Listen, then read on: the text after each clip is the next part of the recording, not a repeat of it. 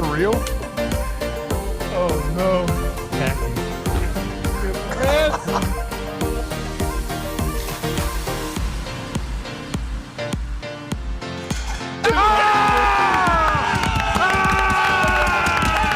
Let's go.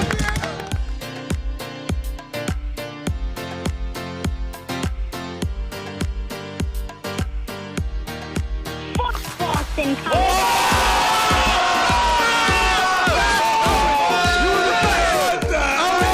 State of OH.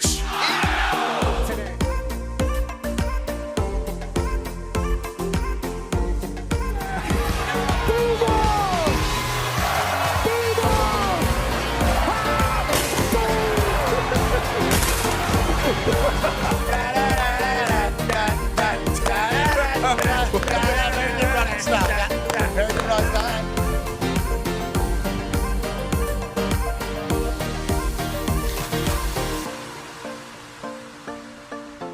In Berkeley, California. You got it.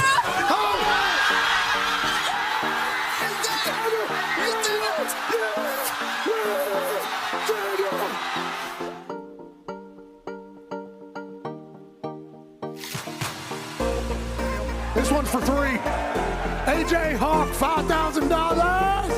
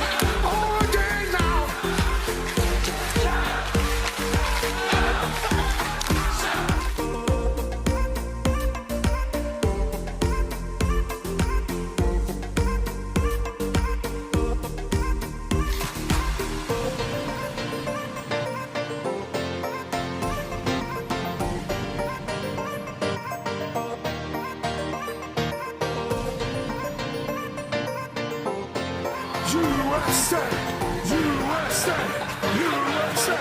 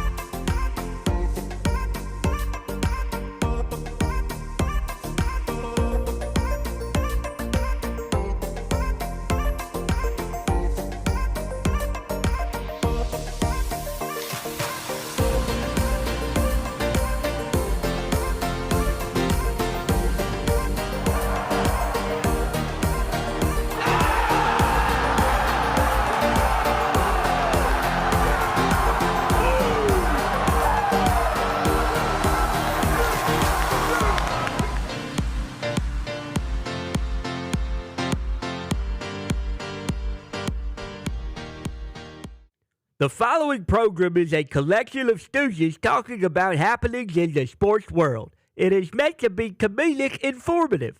The opinions expressed on this show do not necessarily reflect the beliefs of their peers, their boss, or ESPN.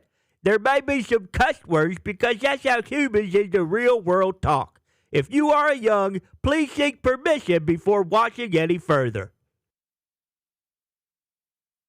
Hey, What? let's go.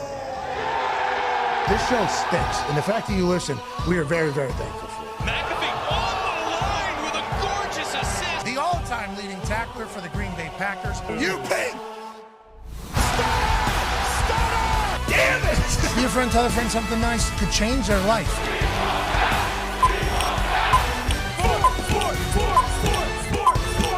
Hello, beautiful people, and welcome to our humble abode, the Thunderdome.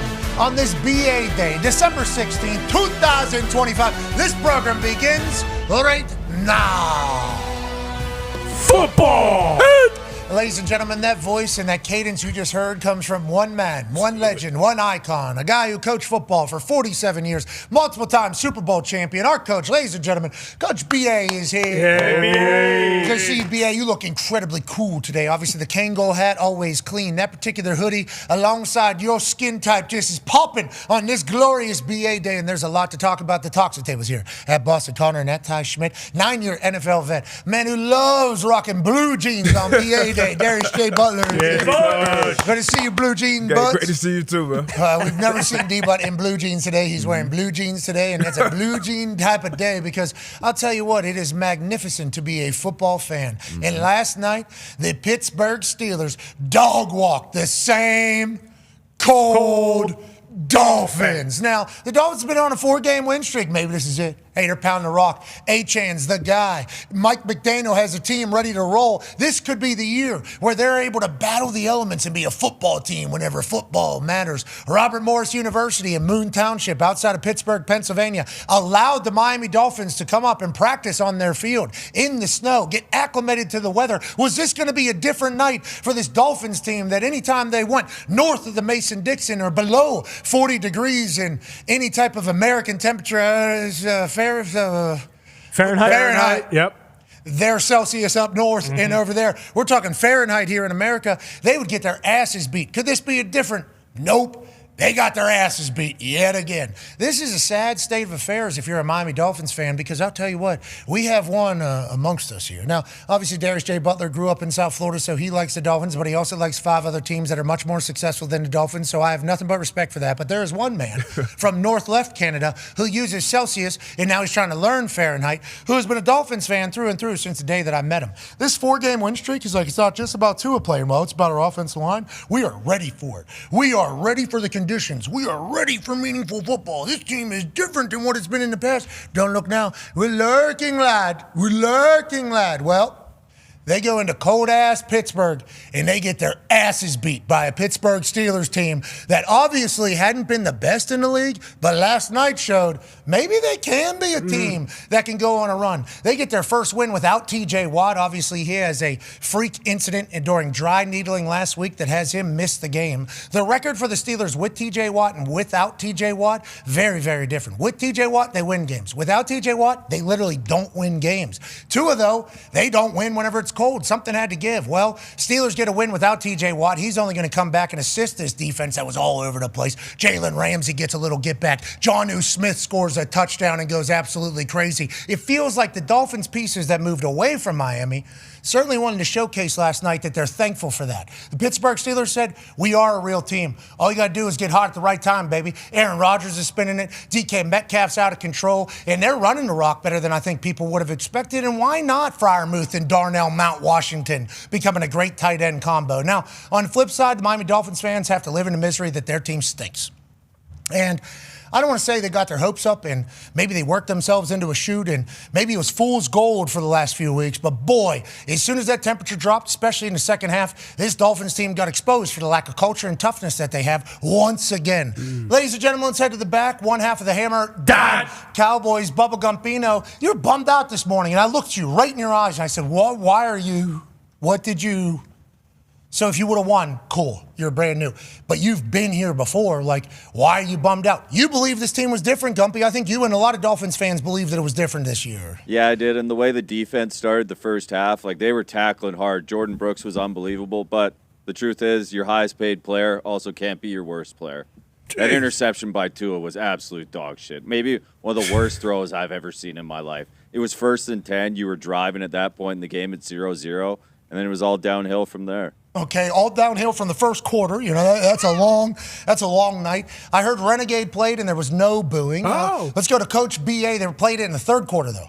Played in the third quarter. Offense scores touchdown, go to commercial break. Let's play Renegade. Place is going crazy and defense is going on the field. Good time to use it. And I do wonder if the person that's in charge of playing is like, we got to time right now where we can kind of bring this back. We don't know what the future holds. Good feel. We don't know what the fourth quarter holds. Exactly. Great feel by the person running the game day ops. Put that out there. And I heard all of Pittsburgh. Oh, mama, I'm in fear for my life from the long arm of the law. All of Pittsburgh was jacked up. You see the Yinzers afterwards when Scott Van Pelt was interviewing Cam Hayward and the boys. They were sticking around. They got work in the morning. Obviously, they'd like to let the world know that the Steelers are up. Let's go to Hammer Down Time. AP Tone, you guys winning the Super Bowl after what you saw last night? Aaron Rodgers looked incredible. The defense was able to get a win without TJ Watt, and they seemingly suffocated a team that's ass into conditions and made sure it remained that way, Tone. Yeah, it was an awesome night from beginning to end. Obviously, you talked about the Miami Dolphins going in with their streak of, I believe 14 in a row, not being able to win when kickoff is under 40 degrees. There was also now the streak of 23 straight Monday Night Football wins for the Pittsburgh Steelers. They do not lose on Monday Night Football. They do not lose when they're wearing color rush. They do not lose when the end zones are gold. So, I mean, it was just a recipe for disaster for the Dolphins last night. Aaron is off of his best back-to-back games all season long. Ken Gainwell, who just made that catch right there, is literally probably been the team's MVP this season. Running the ball, catching the ball. He's doing everything. The line was blocking well. The defense stopped the run. I think Achan and the Dolphins only had 60-some yards rushing, and Tua had 60 yards passing going into the fourth quarter before they decided to stop playing defense there. It was a perfect night, and the boys are kind of getting confidence and starting to kind of get a roll here going into the last part of the season. No booing of Renegade. That's huge, obviously, for the entire city and the entire, state of sports, I guess, in Western Pennsylvania. Yeah, it's huge. When you're up 21-3, I think is when they played it after, maybe 28-3 after that. And it's Monday night, and it's cold, and everyone, like, you could just see the Dolphins' defense had given up after they came out, and they were flying around. But then they saw their quarterback look horrendous. They knew they didn't have a chance. Steelers started just pouring it on. It was awesome. Oos is taking some shots here early from Dolphins fans, and Steelers fans are pointing out his ineptitude. But it is crazy that in the fourth quarter, they were kind of making a little bit of a comeback. Classic. And McDaniel was like, it's first quarter still. Let's not make this too close here. Troy Aikman was like, what the hell is going on this field right now? Now, granted, a lot of people probably done with it because the game was clearly over long before the fourth quarter began. But during the fourth quarter, Dolphins put together a couple drives. Darren Waller was making some plays, scored 2 touchdowns. Darren Waller had 2 touchdowns last night. If you fell asleep, you didn't know that. And there was a chance of maybe the Dolphins steal their way back into this, almost like they were lurking in the game, like they were lurking for the playoffs. But they never ran hurry up. They continued to huddle. There was seemingly no sense of urgency at all. Weren't able to get an onside kick. And instead, the Dolphins obviously get a 2-score, or the Steelers get a 2-score win. Coach B.A., you obviously coach in Pittsburgh. You understand what their fans are like. You understand that their fans are expecting a lot. And also, they're very loud, and that is a football town through and through. When they see a win like that, and they see Aaron playing like that, and they see their defense playing like that, I think they think that the Steelers have a chance. What did you see from the Steelers last night? And do you think Aaron and the offense can lead them to a potential run, maybe to even the Lombardi at this stage? I don't know about the Lombardi, but that's the best I've seen them look all year. And the stadium was electric, and it always is on Monday night. But I thought Aaron looked fantastic. 2 weeks in a row now. It looks like he's got his hand in this offense a big net because it's a lot of Aaron Rodgers stuff. A lot of the dinks and the dunks, and he knows how to get in and out of plays. He did a great job last night. And the Miami Dolphins should have stayed in the locker room at halftime. That was the best tackling team I've seen in the first half and the worst when they came out as halftime. What do you think happens there? Do you think it is a fact about getting in the first half you're warm? I think you're coming straight out of warm-ups, you're playing well, and then it's a reset button at halftime for a lot of things, not only strategy and scheme, and you assume the Steelers figure out what you're doing, but also mentally, whenever you do have to go into the freezing cold, you have to embrace it again. You think that's potentially part of it, or why do you think the Dolphins ass in the second half? And also, why do you think a team's culture can be that you just can't win in cold weather? Like, what do you think that is? Yeah, I think that's a myth, but not for the Dolphins. But I don't think it's a myth. 14 straight. Now, they went into the game with 13, as Tone mentioned. Last night made it 14 straight losses for the Miami Dolphins when the kickoff temperature is below 40 degrees. It's almost like an expected thing that this soft-ass team from South Florida cannot win whenever it's cold. Is there a way to address that? Like, how do you even... If you go back to the Bucs, when the Bucs were in the Green Bay division, and they could never win when it was under 40 degrees. And all of a sudden, they broke that one, and they go win the Super Bowl. And they win the playoffs. So it's just a matter of mindset. You know what you got. And I thought the Dolphins came out electric. They're running the ball. They're tackling as good as I've seen any secondary tackle, And in the second half, the same guys that were flying up to make the tackles, hesitant, little body block. Oh, little business decisions happen. These weren't big backs now. Kenneth Gainwell's not a big guy to run right through a safety for 40, 30 yards, whatever. That's unacceptable. D-Butts, you're from South Florida. You played college at UConn, though. Obviously got drafted to the Patriots, played in Carolina, then you're in Indianapolis. And we have a dome whenever Mr. Irsay decided we had a dome. If not, it was window open and roof open. But it was nice when that thing was closed. But the cold weather is a little bit of a different element. Obviously, I don't want to say for the Florida boys, but for Florida boys and Southern boys, there is a lot of conversation about, hey, whenever your bones feel every single hit, will you be able to get back up for the next play and the next play and the next play? It's the reason why we all thought Ohio State was going to beat the hell out of Tennessee. Not that Tennessee doesn't get cold. I'm not saying Knoxville doesn't get cold, but that level of cold that it was in Ohio, I think you have to live in it, embrace it, and understand that it's going to suck to kind of get past it. Why do you think the Dolphins have this particular case, and is it fixable, I guess? It doesn't seem like it's fixable with this regime, with this staff and the quarterback for sure. He's shown who he is in the weather. But like BA said, you got to play football. And how these guys came out, and the Dolphins did everything they could do. Robert Morris, they tried to help. They opened up their facilities. You went out there and practiced. That's something you rarely see, to go out there and practice in those elements, because when you're practicing, you don't have all those resources available that you have during the game with the heated bench and the heated helmets and the big jackets and all that stuff. You don't have that during practice. So they tried, and they came out flying around. BA mentioned it. Corners and safeties coming up, making these open field tackles. In any weather, that's tough. So coming up in those elements, doing it. But if you're, like you said, you're living in it. It works the opposite way too. I know when I was in New England, when we would go play the Dolphins late in the season, we always kind of struggled down there late, because it's just different. You're dealing with the humidity. You're dealing with heat. You're not dealing with that in December anywhere else. So that's something you just got to adjust, and you got to be a pro and find a way to figure it out. Steelers hammer Dolphins last night. Congrats to them. And obviously, we assume this will quiet off the media and Steelers fans. Hammer, Dahn resident. You guys believe now in the Pittsburgh Steelers again? You're all the way back in on what you got going on? Yeah, I don't see why anyone should be complaining this morning after back-to-back wins. You're first in the AFC North. You control your own destiny. No, there's nothing to complain about this morning. And we always complain about Mike Tomlin, how he's stuck in his ways and stuff like that. They were 3 for 3 on fourth downs last night, and 2 of those were on the second drive of the game in their own territory. So he was the more aggressive coach last night, which I know all the Steelers fans love to see, which is something that we've been asking for forever. Yeah, Tony, you also kind of talked about it already earlier in the year, too. Like, typically that halftime is where the Steelers start to collapse. Like, they have blown multiple, I think it was 3 different halftime leads you mentioned, and for them to come out in the second half and agree the Dolphins did kind of lose some sort of luster once they went into halftime. With that being said, Jordan Brooks is so good at football, middle linebacker. Didn't even realize number 20 could look that cool on a middle linebacker. It does. But the Steelers coming out in the second half, to me, is why I kind of have more belief now. Like, I thought it was going to be, okay, it's going to be a grind of a game, maybe 17-10. Steelers are going to let the Dolphins back in, but somehow they're going to get it done. Rodgers got better as the game went on, and that's what gives me a lot of faith in Pittsburgh. There's a ball to DK over the middle where they have the perfect end zone shot of that thing. Yep. Tightest spiral of the year I've seen. Yeah, that wasn't even it, but that was another one. There's one where he throws it right down the middle, and that thing is like on a line, actual rope, laser, and the spiral is just so. And Aaron built for the cold weather. This is the throw, I do believe.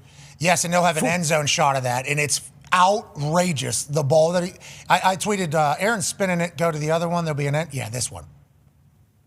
Yeah, I mean, that guy's 40-plus years old right now. He'll be able to do that till the day that he dies, just like Phil Rivers, obviously. And whenever it's that. But when Aaron's doing that and the offense is clicking, it's like, why not the Pittsburgh Steelers? Especially because Aaron can figure out everything that the defense has going on for almost every single team, because he's been there, done that with everything. Yeah, and that's why I felt so good about the Steelers going into the game yesterday, just because, like, I've seen that Rodgers last night 100 times in my life, where it's so cold, but it doesn't bother him. And obviously he's not the same guy he was 10 years ago, but to like Connor's point too, I mean, it was so close that entire first half, and then they score a touchdown, and then right from the get-go in the second half. Like, they blitzkrieged them, and then all of a sudden the game is over. And, I mean, if it's going to keep being cold, like, Rodgers is one of those guys who it's tough to bet against him because he's done it so many times. Not only can he spin it in the cold, he's also smarter than you are.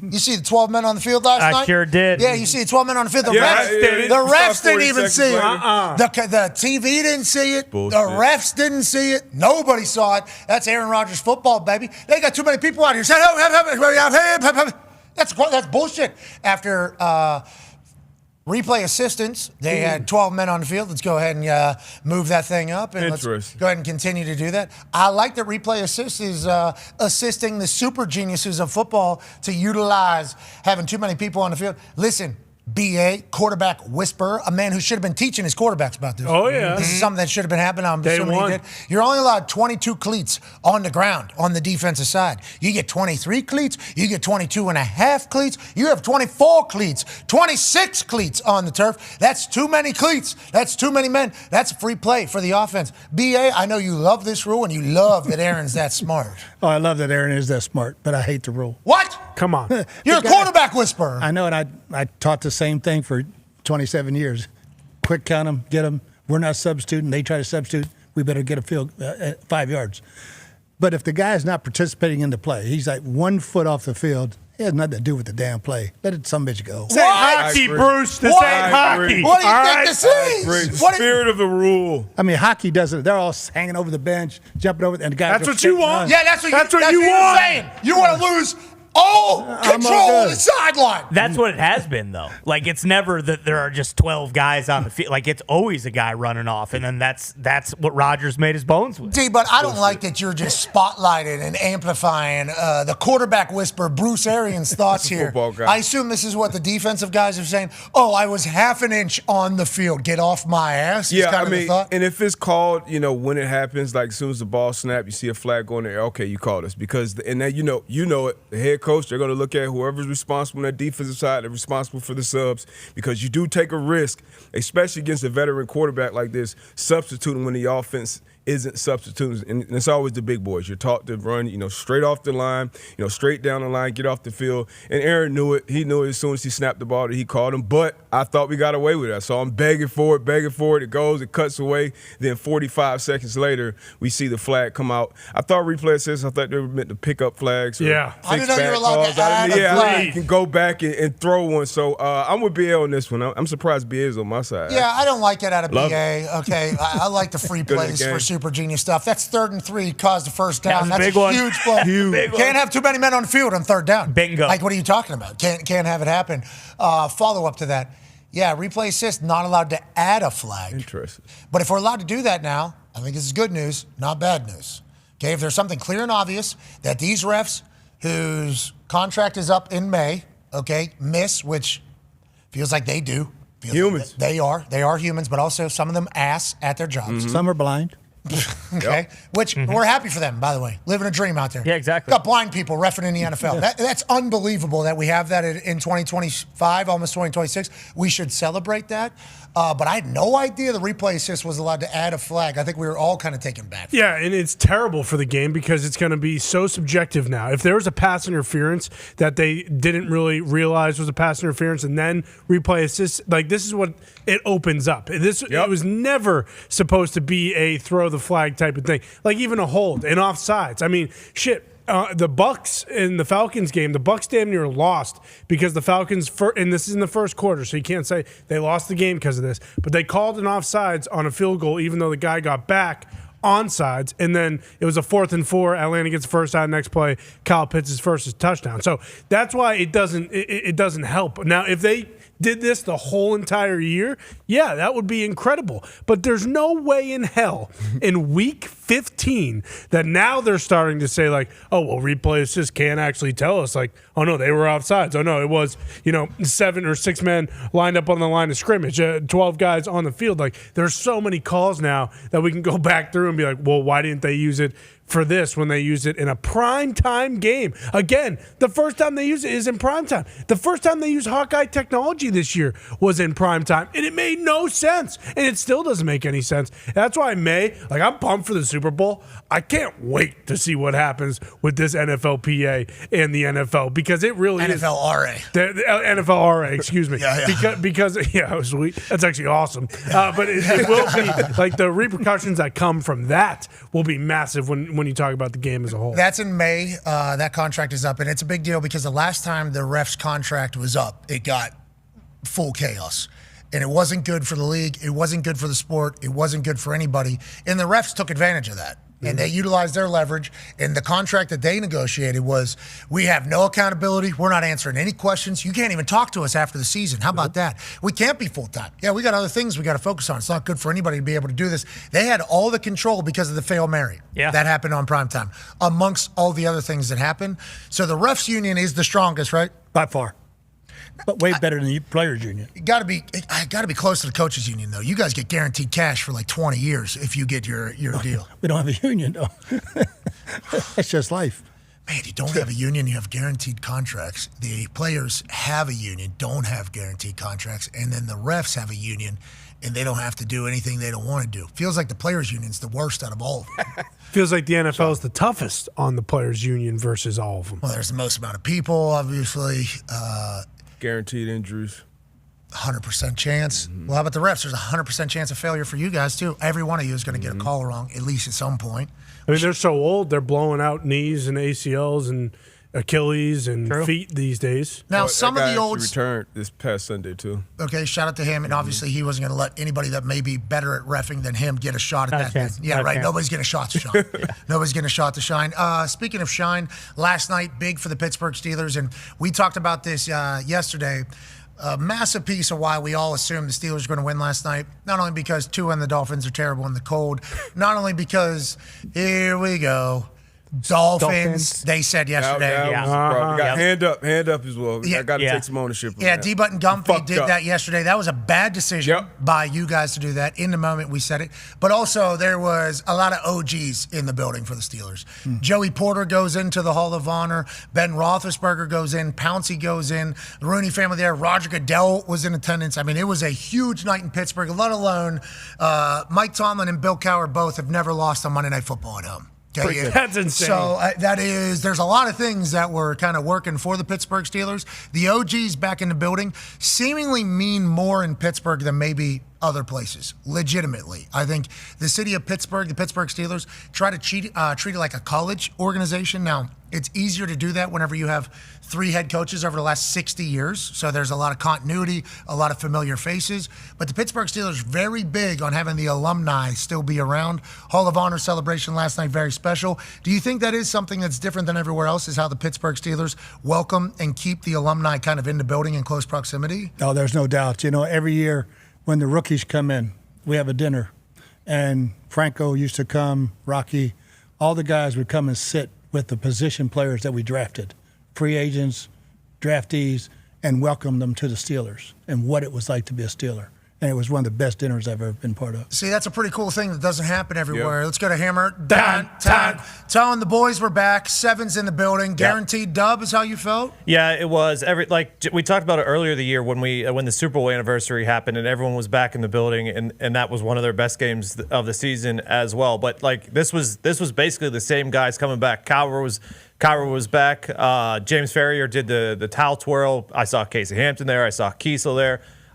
Everyone was there, and I feel like it does mean the players on the current roster see that when they're there, and it just works out better. I don't know if they play harder, but it feels like they might. And this is also why, the Tomlin thing, and Tony, you've always kind of been, hey, Tomlin's not getting fired. If anything, if he's going to leave, he's going to leave on his own terms. But, if you do fire a guy like Mike Tomlin, it's awesome that this has kind of quieted down these past 2 weeks. That is what you risk. All of Tomlin's guys being Pittsburgh kind of, treated him wrongly on the way out, and maybe, stuff like this doesn't happen. Yeah, I think, I'm not going to say it. Cowher's guys still come around. That is the... Did they fire him? Like unceremoniously? No, but he did. It was like a. No, Bill retired. Yeah, it was like a see you later, and then he left the icy light in the fridge for Yeah. Tomlin. Oh, yeah. Leave a light on for you. And then I don't think him and Coach Tomlin talked much. I don't think there was a lot of communication between the two. He told us deliberately that he wanted Tomlin to kind of, hey, you figure it out on your own. I had to figure it out on my own. I don't want to be stepping on your toes or anything like that. Yeah, which is an interesting way to say, like, this is your time. I'm out of this shit. Mm-hmm. You kind of because being the head coach of the Steelers does come with a lot. Yeah, comes with a lot. I went through that transition with those two guys, and Bill was ready, and a lot of things personally that were going on at the time, and Mike came in. It's Mike's show. Step back. It's Mike's show. You guys run it, and that's the Steeler way. It is the Steeler way, and I'll tell you, Mike Tomlin continuing to win. Look at the odds to win the AFC North here. Steelers minus 125. They got Detroit. What are they? Good football team. Yeah, unless the Steelers just say, hey, we want to just punch them in the mouth. Well, actually, Tony and Nick told me that this game doesn't affect them at all. So I'm thinking Aaron sits, TJ Watt sits, Cam Hayward sits, Connor Hayward sits, and the whole Steelers defense sits. For Connor Hayward with the tush push. Good to see him kind of getting into pain a couple different times. I like having Mount Washington literally just pick him up and just shove him through there. Zach Frazier, center, different technique than Jason Kelsey and the Eagles. I don't know if you saw this. They were trying to go over right guard. They were not trying to go directly over center. So Frazier actually, instead of diving, kind of stands, turns, and then they're pushing him to the right. It was basically every single time he was going to the right, almost as if it was on purpose, as opposed to Zach Frazier having to get straight through the Mountaineer. So I found that to be a little piece, an interesting piece, because now other teams are going to start loading up on that, right? And then guess what they're going to do? Mount Washington's going to go, boom, I'll throw his ass this way, too, if you want me to. It's interesting. And then Aaron Rodgers just sitting back there either doing this or this. And we forget he's got a fractured wrist. Yeah. You completely forget that his left wrist is fractured in two places. Tough. They banged the shit out of that thing yesterday, too. And he's just, we're doing this. Not even a thought of whether or not he's playing. No. Not even a single thought of whether or not he's playing. Seemed jovial after the game, too. Feels like, as of late, after successful things, Aaron, happy they won, but certainly wants to clarify some things to people. About what he liked or what he didn't like. That maybe this will shut you guys up about something. Like, there's always something. Last night, it felt like it was a pretty jovial Aaron Rodgers after a massive win. Obviously, his moment with Roswell Douglas, West Virginia Mountaineer legend, also former Packer. And Aaron told the story about him coming off the Cardinals. I think he was cut, then he was on practice day, and then he comes to the Packers, and he becomes like a vital piece of the entire team. So it was obviously special seeing him catch up with old teammates. And I thought he was a bad teammate. How come all his old teammates want to come over and talk to him? I don't think I fully understand that. But the wrist thing, it's not even a conversation. Like, it wasn't even mentioned, I don't think, last night. This guy's got a cast on his left hand. He's quarterback for an NFL team. We would see other people potentially utilize that as an excuse to not play or maybe rest a week. But to your point, Foxy, Steelers can lose the next two games. As long as they beat the Baltimore Ravens in the last week, they go to the playoffs.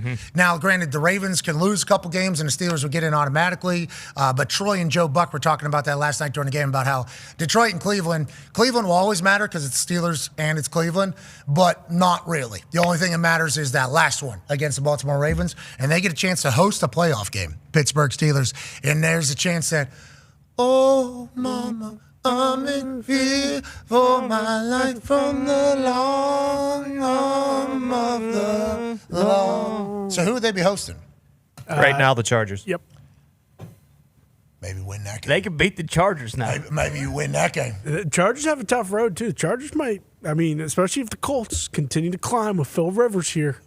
Be careful. So we got the Broncos sitting at the 1 seed. Congrats to them. Coming into the year, they were Lombardi darlings in a lot of projections for a lot of people because of how great their defense is. Defense has remained exactly who we thought they were going to be. Absolutely, and Bo Nix is playing his best football right now. Patriots, obviously, congratulations. Yeah. I think people expected them to have success with Vrabel and Drake May this quickly. Outrageous, sitting at the 2 seed. The Jags currently in the lead of the AFC South, sitting at 10-4. They got to stretch down the road here. They got to play his Colts team, and obviously they're going to have to finish the job. Will they be able to do that? They look really good. Trevor Lawrence threw 5 touchdowns and ran for another one. And Liam Cohen seemingly not a dipshit at all. He's seemingly a very, very good coach. And this is all without the number 2 overall pick that they traded a lot of pieces away, and Travis Hunter playing for them. And then Pittsburgh Steelers lead the AFC North. And then Chargers, Bills, Texans, Colts, and Ravens. Ravens' only real chance is to beat the Steelers and win a couple games here to get into the playoffs and win the AFC North.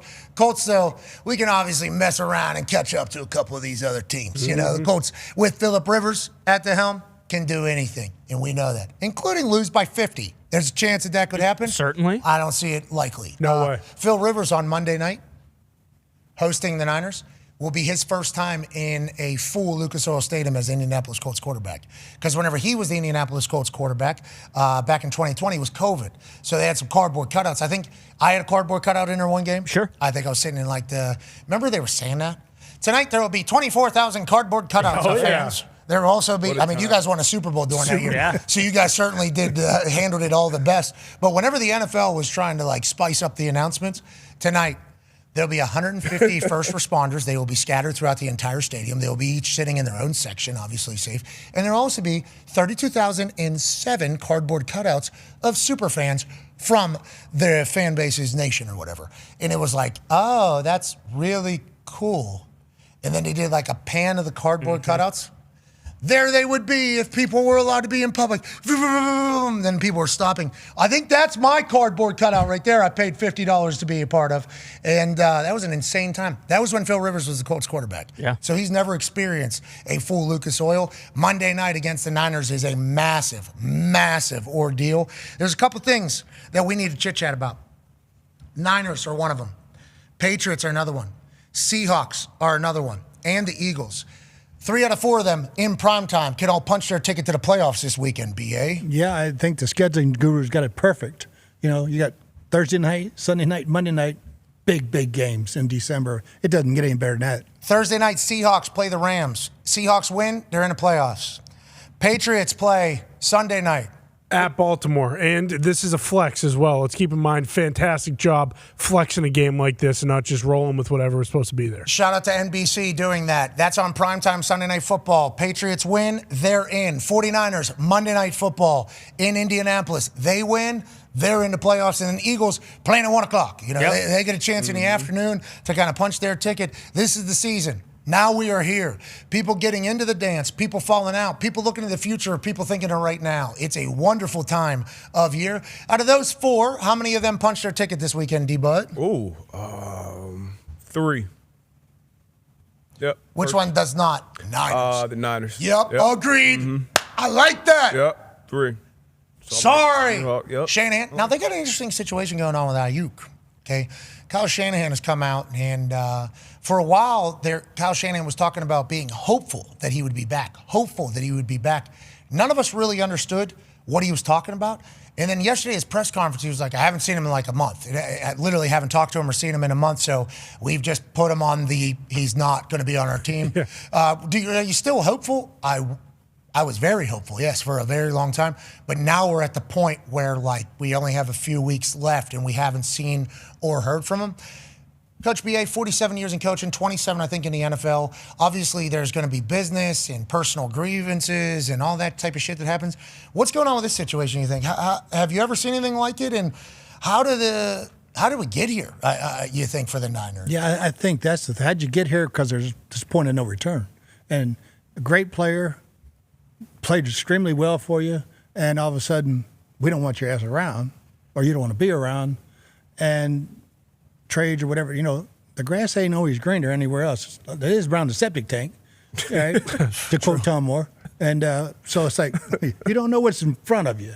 You got a great deal right here in San Francisco. I don't know what you're thinking. Aiyuk was blocker too, all in, right? If I recall, he was all in for the Niners, and then they're coming. This took me by surprise, and maybe I hadn't been paying attention to it close enough. But when Shanahan's up there, I haven't seen him or heard from him. It's like, what does that mean in the middle of a season? I don't even know how we get it. We hope everything's okay, by the way. You first go to mental stuff and is he okay and is he in a good spot? But it's this is wild for this good of a player on this good of a team and this big of a run, I think. Yeah, we see him, posting things or whatnot. This is extremely disappointing because he kind of had a rocky start with Kyle Shanahan. He was a high draft pick. Things weren't going well kind of off the field. You thought maybe immature, had to figure some things out. And then he did. Then he started playing great. We all know the contract stuff, the trade, rumors to other teams. Then they get it figured out. He gets paid. Then he gets hurt again. And for him to not be showing up, and maybe in a few weeks we saw a story about him voiding $27 million. You never want to see that with the player because of anything that they can control. You're just going to void, $27 million because you're not getting treatment or you're not showing up or being around the facility. That would be a bonehead, idiotic move for him if there is any truth to that. But I hate this for Aiyuk. And then it's you talk about the grass not being green in other places. A lot of other places wouldn't want to take a chance on a guy like this to bring him into the building and maybe throw off, continuity, other things that's going on. So it's a terrible look right now. I hope it gets all figured out for Aiyuk.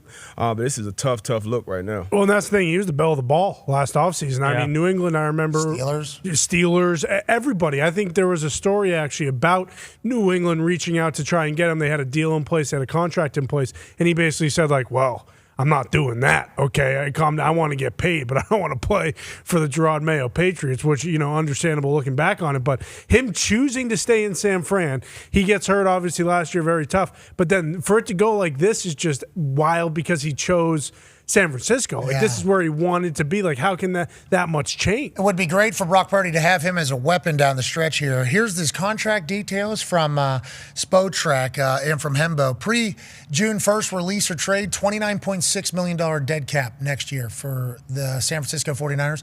Post-June 1st, it gets very easy. $8.3 million dead hit in 2026, $20 million dead hit in 2027. Feels like all eyes are headed towards the post-June 1st. And then there's always somebody, though, right, in the NFL that says, it won't be like that in our building. I'll fix it. Right? There really is that, isn't there? Totally. There'll be 15. Not just one. There'll be 15. They're not going to be paying him that. Joining us now, ladies and gentlemen, is a man who probably has a little bit more insight on this. Used to have a podcast called Flying Coach. Now it's called Schrager Hour. He also does the most interesting man in the NFL every single week. Didn't do Phil Rivers last week. No. Seems like quite a miss. Ladies and gentlemen, Peter Schrager. Yeah. Schrags, we appreciate you joining us. We'll dive into your selection of the interesting man piece that we obviously love as you one shot into a camera tell a beautiful story. But let's talk about the story of the Niners and Aiyuk. Shanahan coming out and saying that was the first time I really caught ears on the situation. What do you know and what are we kind of missing? Well, for the last couple of weeks, it has been assumed that Brandon Aiyuk was just not a part of this team and was not going to be a part of this run, whatever they did. For Shanahan to come out publicly and explain that, we haven't seen him in a month. And it would have been a nice bonus to have him, especially with our wide receivers room. But we're moving on. It was chilling considering to what you guys said all offseason last year was Brandon Aiyuk watch, like Panda watch, on Anchorman. It was every day. It was, where's Aiyuk? Is he coming? And then they did find a deal to bring him back. To think it came in and unraveled in such a way. And then he went on social media and was posting as well. So it's obviously one of those situations where you want to make sure everybody's okay. And then after that, say, okay, football-wise, what's that mean for his future? Because as much as it went awry here in San Francisco, and whether it's health-related or not, you would like to think that Brandon Aiyuk's story is just going to get started somewhere else in the near future, if that's the case. The dead money is the dead money, but it seems like the 49ers and Shanahan, they're over this, and they're moving on with Ricky Pearsall and the boys that they got in-house. The NFC West is the NFL's best, and that Niners team can punch their ticket to the playoffs of the win over the Colts on Monday night without Aiyuk, without Fred Warner, without Bosa. It's incredible work, what they're doing out there. They're a fun team. Let's stay in that NFC West. Devontae Adams, I think there's a report that came out. McVay said he felt it, but we're not ruling him out for Thursday. Did he save it maybe because he felt it and he's so in tune with his body? Or what are you kind of hearing about Devontae, the 32-year-old's hamstring, who's become a touchdown machine for Matthew Stafford and the Rams? Well, it's interesting because typically on a Thursday night, you would say, oh, no, rest that, take the 10 days, we'll be okay. But this is the biggest game of the season for them. A win on Thursday gives them the division, it gives them potentially a bye. Like this is everything. So it's, if you're going to push it for a Thursday night game, if you are ever going to push it for a regular season game, this is it. And yet I would think it's unlikely he plays given the quick turnaround of this game. Fortunately, it looks like Puka Nacua is just fine. And when he went down, there was worries that he would be seriously injured. That Rams-Seahawks game, it is going to be so interesting because they're going back up to Seattle, where the Seahawks early in the season dropped a couple games, and it was head scratching, and then since then have just been rolling. But this game being played up there on a short week on the road, I would be shocked if we see Devontae Adams, and yet I am not Reggie Scott, their trainer. I am not Sean McVay, their head coach. I'm not the one to make that decision. It would just be a really quick turnaround on 4 days rest to go up there and play in those elements. Jason Myers kicked the fairy tale right in the balls on Sunday as he hit 6 field goals, including a 56-yard game winner. He grew up watching Phillip Rivers and the Chargers. He told us that. Yeah. So afterwards, his family did say, like, hey, do you remember that? And, I'm sorry, I just had the best game of my career. Maybe Phil Rivers should have chose a different time to come back as a grandpa. This Seattle Seahawks team, you talk about it dropping a couple games early. McDonald was doing his Seattle Seahawks show, I think, and he was chatting about how one of the refs was trying to talk to him, and he's basically saying, I did not hear a word you just said. I'm currently calling plays for the defense right now. Can you give a better picture on what's going on in Seattle and how quickly this has turned around into a brand new chapter? Because they kicked Pete Carroll the hell out of town. They painted the walls. They said we're a brand new era. And they are certainly become a wagon and expected to be, it seems like, with McDonald as the head coach. And if Darnold continue to have success, played a great Indianapolis Colts defense, so let's not judge it. But can you tell me about the Seahawks? This is special out there, man. Really. Truly. It's really bold. John Schneider's been the GM going back since 2010. So he's been with both the eras, the Pete Carroll era, the Russell Wilson era, into like the Geno era with Pete, and then now this one with Mike McDonald. It's really cool because they were able to turn this thing over without having that huge dip. What's also really interesting is that last year, they had an offensive coordinator, Ryan Grubb from the University of Washington, and it wasn't working. And it's so rare that a first-year coach would say, you know what? It's not what we're looking for. Rip the Band-Aid off, move on. Geno Smith, he had a fine career there in Seattle. They were like, you know what? No, we're going to rip the Band-Aid off after 1 year, and we're going to move on and pursue somebody else in Sam Darnold. Clint Kubiak is the offensive coordinator, and he gets together with Sam Darnold. Now, what you have there is two guys who were together in San Francisco, but also with Darnold, you bring, obviously the Shanahan stuff that he had, but also the Kevin O'Connell offense that he played last year, which is kind of McVay-ish in a way. You combine that with Kubiak, and they have their own little offense going. Now, their defensive coordinator, I think, is one of the coolest guys in the league, a guy named Aiden Durde, he's British, and he was the Dallas Cowboys defensive line coach. And one of the main things he was responsible for was bringing in DeMarcus Lawrence and saying, hey, like, that's the guy who's still got something left in the tank. Every offseason move they made, whether it be hiring Kubiak, whether it going to get Darnold, whether it be drafting Nick Emenwari, who is absolutely unbelievable in that defensive backfield in the second round, to DeMarcus Lawrence on forward with Cooper Kupp and the rest, like, they've just hit home runs. And yet when we do this Coach of the Year talk, which we do all the time, we immediately say, Vrabel, Ben Johnson. What Mike McDonald's doing right now in Seattle is pretty impressive too. And what Sean Payton's doing is pretty impressive. And what Liam Cohen's doing is pretty impressive. Like, there are a few candidates in the thing. It's not just a 2-horse race. Yeah, certainly as we get closer to the playoffs and everybody has to realize who's real and who's not. The thing about Seattle, and it'll always be the case, and I guess it's the entire NFC West. LA obviously is its own media market, so you hear about the Rams and they have Stafford and everything like that. But when the Seattle Seahawks decide to completely move on, I think for most media conversations, it's kind of just like, we start talking about the Seattle Seahawks on a regular basis this year because we thought they were unbelievable. We thought they were so good. They had this road win streak that was just outrageous that needed to be talked about by people that understand how hard it is to go win on the road in that kind of that rapid of a pace. Seahawks fans started sending us thank you for talking about our team. That actually started happening. The Seattle Seahawks social media team started ripping our clips and being thank you for talking about us, because nobody talks about them, but you're going to be forced to now down the stretch because they're for real. The Seattle Seahawks can win a damn Super Bowl. Then the question all goes to, can Sam Darnold play good in the biggest game? Do we think McDonald will be able to help him with that? Do we think this setting with Jackson Smith and Jigba, Cooper Kupp, and the boys will be able to help Sam Darnold? What is your projection and thoughts on how he does down the stretch? Because that's literally the only thing that the Seahawks are going to get judged upon is how Sammy D does at the end of the season. Yeah, look, they had 14 wins in Minnesota, but there was an 8-day stretch where he had 2 brutal losses and 2 brutal performances against both the Lions and then the Rams down in Arizona in that Monday night game. And that stuff's real. There's a lot of, all right, just find me in January with Sam Darnold. I think that's fair until he wins one. And that was the case with Kirk Cousins for a long time. Then he went and did it. And before that, it was the case with Peyton Manning, and he did it. You got to go do it. So he can't get this thing out of there until he finally wins that big game.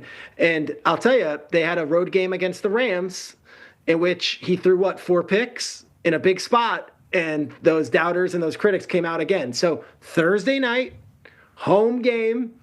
They've given you all the money. The city loves you. You're the quarterback. Go win this game. Shut people up. Like, it would be great for Sam Darnold to have a big game because, honestly, they are a passing-first offense. Kenneth Walker and Charbonnet are fine running backs, but they're not Corum and Kieran Williams right now. They don't lead with the run, and their passing game is what leads them. Okay, quarterback whisperer, quarterback guru here shaking his head. What is your take on this all? No touchdowns last week. At home. Colts defense was stingy, brother. Without 4 starters and both their starting corners out. Yeah. Something's wrong, brother. Lou Anarumo's cooking. He's a scientist. Lou and Betch are great. I love them. I know that. But it started last week. I started to see this December creeping into Sam. Oh, no. That I see every single year. And I love Sam Darnold. Don't get me wrong.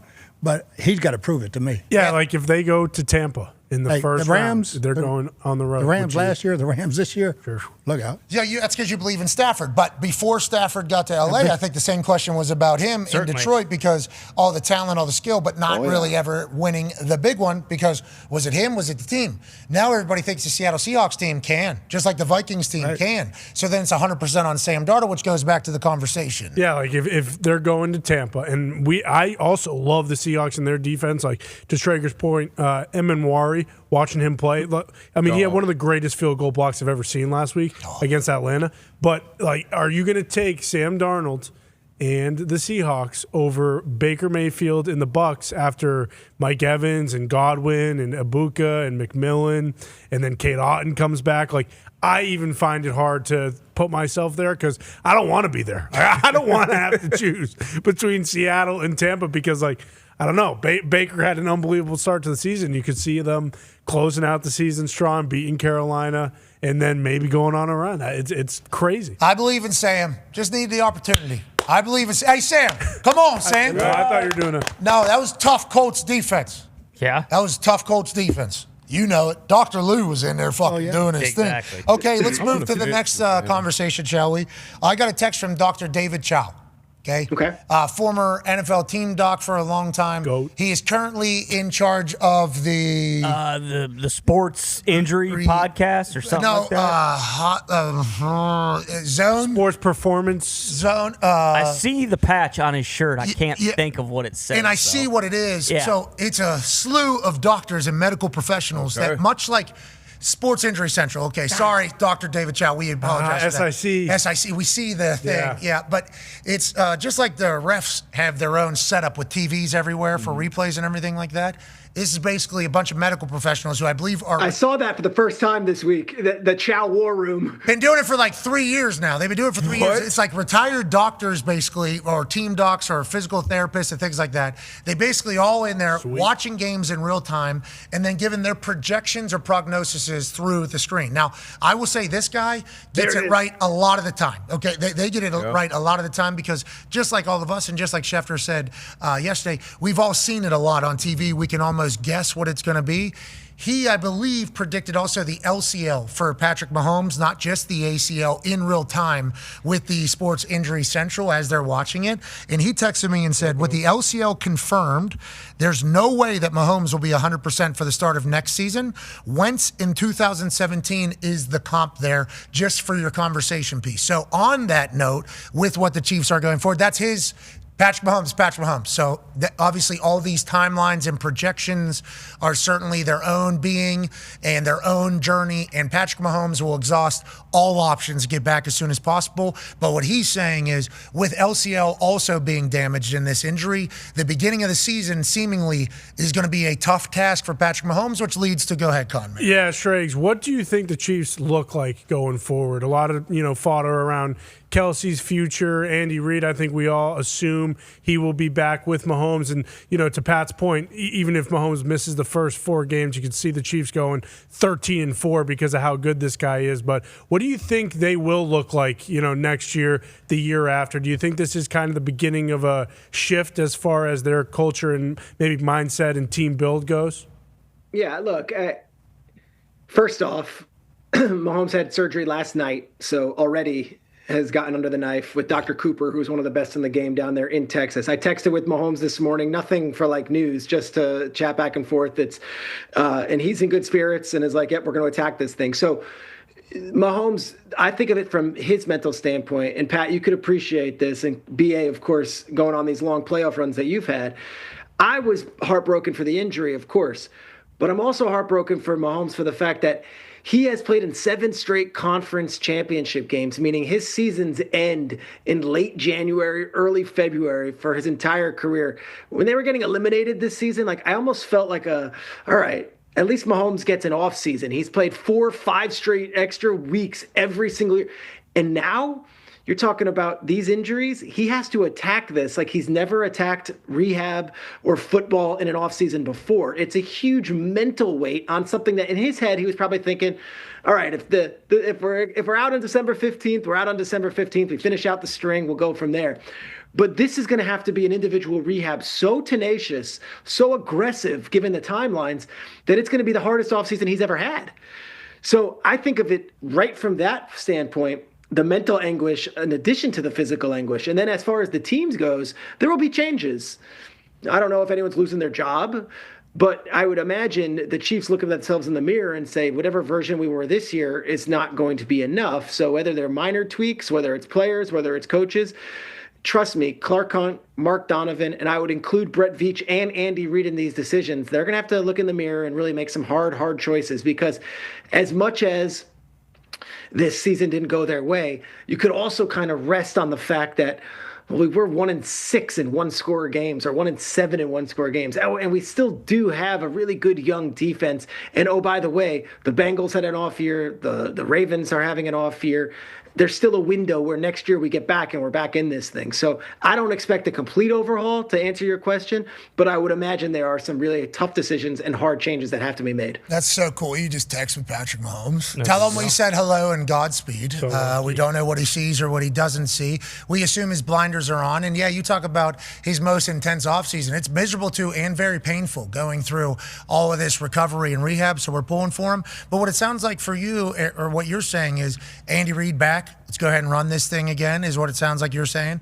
And then are you also saying the human exclamation point, Travis Kelce, expected in your eyes to be back next year playing? Or that's the big conversation piece, because we're going to have this conversation later with BA. You wanted to make the point, like what Patrick Mahomes and Travis Kelce are is a historic duo in the history of our NFL. The Hall of Fame will showcase them on a very regular basis throughout the history of the league amongst the greats. And who else are they next to? Well, there's been a couple other duos that they'll certainly talk about. Brady and Gronk and Rivers and Gates. I mean, that's what we're talking about.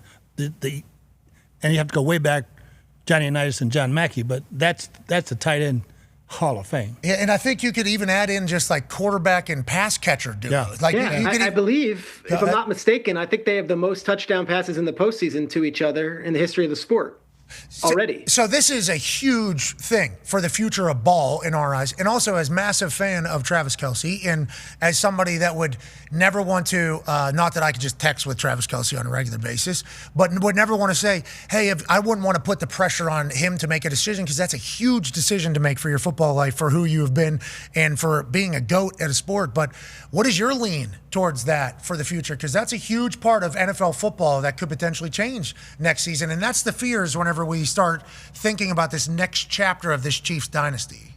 I would never dare speculate or put my opinion on it, because I don't have one. And if I know Kelce, of course he likes the off the field stuff and would be a wonderful superstar in cinema, and he could be the next John Cena. He could be whatever he wants to be.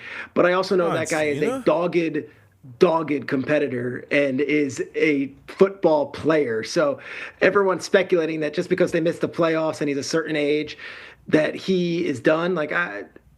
Look, everyone for Brady's last season in Tampa was telling me Brady was done. Brady was done. But Brady came back. Everyone tells you that this guy's done. This guy's done. These guys come back. So I would not, unless you're Travis Kelce or Jason Kelce or Taylor Swift or Mama or Dad Kelce, I wouldn't put your opinion out there as fact, because he hasn't revealed anything to anybody.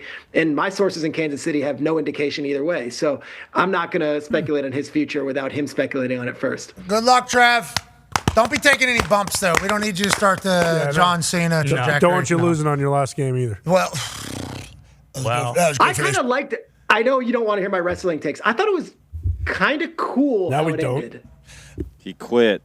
No, he didn't. You know how many people he quit passed because the of that? torch to the next generation. Maybe that's why McDaniel stopped playing in the fourth quarter. John Cena's fault. I didn't even think about Look at John Kobe. Cena Thanks, potentially John. Thanks a lot, influencing John. Look what you McDaniel. did. Tua, too. And I saw those glasses. McDaniel certainly could have had one eye on Cena's retirement match, one eye on the game at the beginning whenever that thing was split. Don't let that happen if you're him. You do whatever you can to make sure that Ty, doesn't happen. I grew up loving The Sopranos, and when that thing goes to black and you're so shocked and you're so horrified and you're like, wait, that can't be how this thing ends.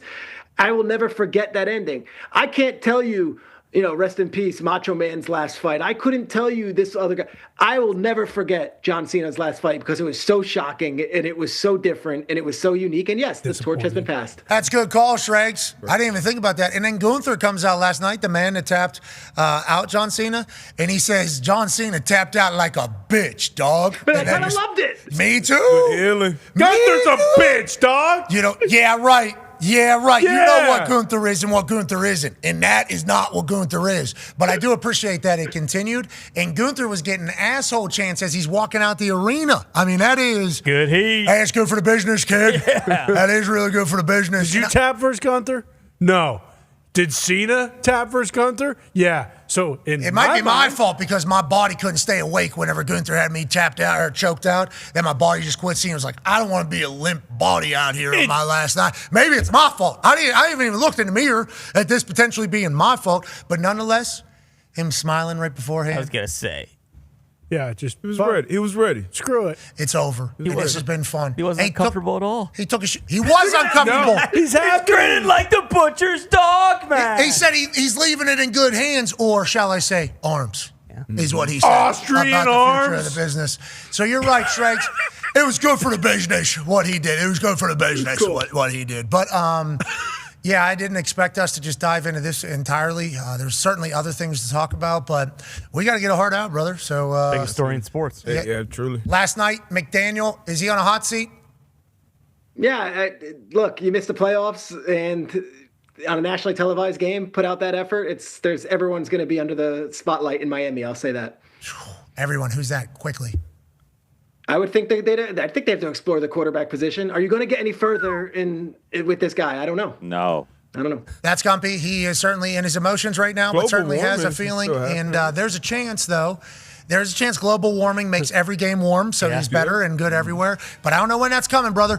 Hopefully not that soon. Who knows? We appreciate you. That's Peter Schrager. Listen to the Schrager Hour podcast. Incredible. He gets incredible guests because he knows everybody and what a jolly fella. He's the best. Jolly fella. It's very nice to talk to him. Feels like he knows more than most, but he's also scared to give out some stuff. So kind of got to pry at him, but we appreciate the hell out of him. Hour 2 will be on the other side. Be a friend, tell a friend something nice. It might change their life.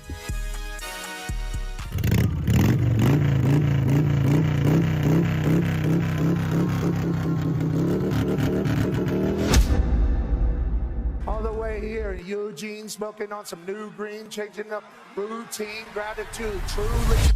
I'm all the way in Eugene, smoking on some new green, changing up the routine, gratitude, truly. Feel like new school, Dean, life's pretty cool, G3 jobs, you means tank top, blue jeans. So this is insane. I'm the 5th guy ever to ride this motorcycle. It's a 1996 Fat Boy. They've been doing it since 1999. It's called the Leader of the Quack. You can call me the leader of the quack right now. Quack, quack, quack.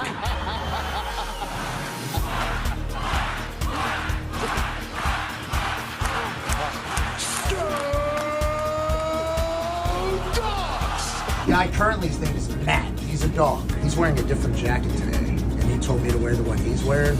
This is a Grateful Dead one, so I'm going to wear this one. Leader of the Quack coming in 3, 2, and... Move shots, view screens, movie star, 2 scenes, bank account juicy, cancel you me, ugly man spooky, folks watch who sees, hating folks dookie, yeah you waiting for.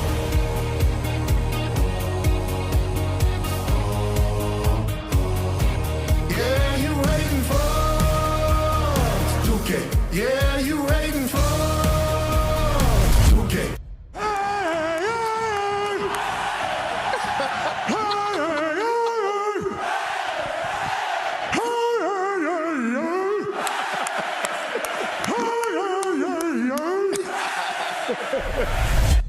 Yeah, I'm up here in Eugene, smoking on some new green, checking out some new scenes. And you waiting for? Were you the one that I beat the hell out of tic-tac-toe and Rochambeau? I just beat him at tic-tac-toe. Hook, line, and sinker. You're the worst tic-tac-toe player of all time. Yeah, get out. Undefeated. Completely done. You guys came down into the thing. Go! Go! Make me wanna put my hands up and hang my heels up and smoke some tree and give me the Oregon Ducks to get a huge win today. A little bit softer now, a little bit softer now, a little bit softer now, a little bit softer now, a little bit softer now, a little bit softer now, a little bit louder now, a little bit louder now. The following program is a collection of stooges talking about happenings in the sports world. It is meant to be comedic informative. The opinions expressed on this show do not necessarily reflect the beliefs of their peers, their boss, or ESPN. There may be some cuss words because that's how humans in the real world talk. If you are young, please seek permission before watching any further. Hey. Why? Let's go. This show stinks, and the fact that you listen, we are very, very thankful for it. McAfee on the line with a gorgeous assist. The all-time leading tackler for the Green Bay Packers. You pink. Damn it! Be a friend, tell a friend something nice could change their life.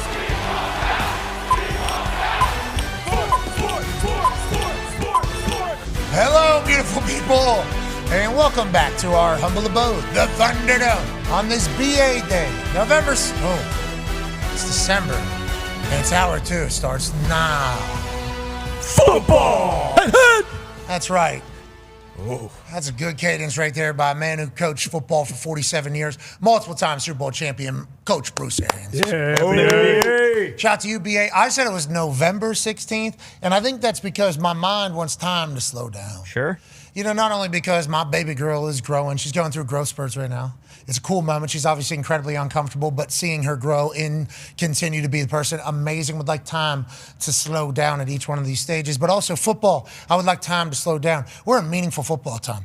We got division championships about to be won. We're about to see playoff tickets get punched. We're about to find out who's who. And last night, I think we learned the Dolphins are still shite, and the Pittsburgh Steelers might be for real this year. They invested a lot this offseason to take this miraculous run. It felt like everybody in the Pittsburgh Steelers building understood that maybe their window is kind of closing up. Cam Hayward's been around a long time. TJ Watt's been around a long time. Obviously, Coach Tomlin and the coaching staff have been there forever. Are we going to make a run at this thing? Sure. Let's bring in a Hall of Fame quarterback in Aaron Rodgers. Now, they didn't have a deal with him throughout all of spring ball. They didn't really have a quarterback. A lot of people were saying, we're just going to wait for this guy. We're going to wait for this guy. And Mike Tomlin, from my understanding behind the scenes, was like, yep, we will wait for this guy because he's such a big fan. They inevitably get Aaron Rodgers into the building in the summer. He becomes their quarterback. They sign and pay DK Metcalf, a wide receiver, $30 million. A wide receiver that's never been a Pittsburgh Steeler for $30 million a year. Completely out of the norm for the Pittsburgh Steelers. They make trades for Jalen Ramsey, Jonnu Smith. They bring in Darius Slay. They start spending money and doing things that the Steelers had not done ever in the history of the Pittsburgh Steelers, all to kind of signal to the world, we're going for a Super Bowl. Their fans bought it. The NFL bought it. And now we're living it.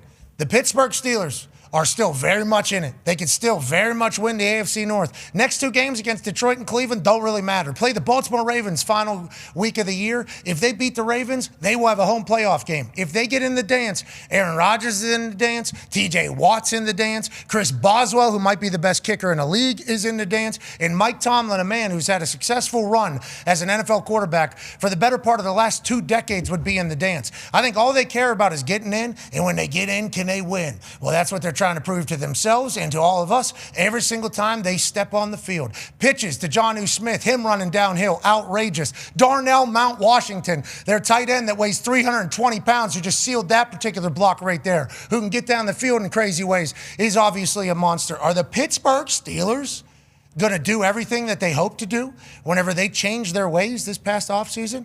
Last night would tell you yes. And on the flip side, are the Dolphins everything we thought they were going into the year?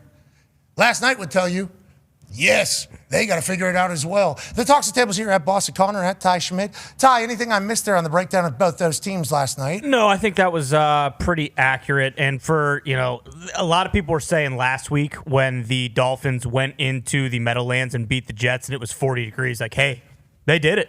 Tua's a cold weather guy now. This is the end of this.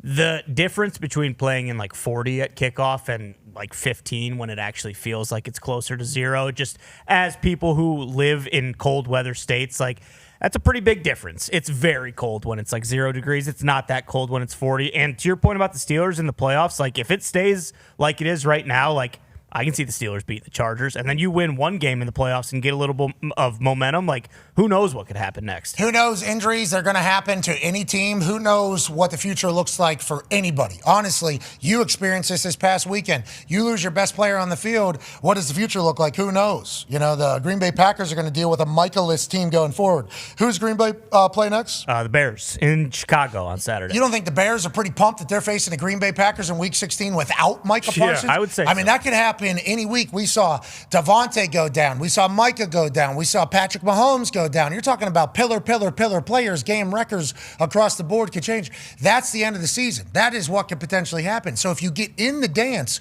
who knows what a team looks like in the divisional round versus the wild card round? It's almost a game of attrition at this point. Who can survive because the season's so long, and obviously it's very, very brutal? Who can stay healthy, and who can go on a run? Are the Pittsburgh Steelers one of those teams? 9-year NFL vet Darius J. Butler. Like you said, playoffs, definitely. Can win a game in the playoffs, yeah. Super Bowl, that'll be a stretch. But, down the stretch, I know we're saying these games, don't matter when it gets to the math, but they do matter on the field when it comes to, because when you hit the playoffs, when you hit the home stretch, you want to be playing your best ball. And so these games will mean a lot. And obviously our last game against the Ravens will be huge. But Super Bowl run, that would be a stretch. I have to see that to believe it. Let's go to Hammer, Dahn, AP Tone. AP Tone, everything that you guys were dreaming of in the offseason, still very much alive right now. Was it wet dreams last night, or did you stay awake and beat the hell out of yourself? Both, actually. Nice. I didn't get it all out the first time when I was awake, so that situation happened. But no, like this team in general. A little half. Yeah. Visual.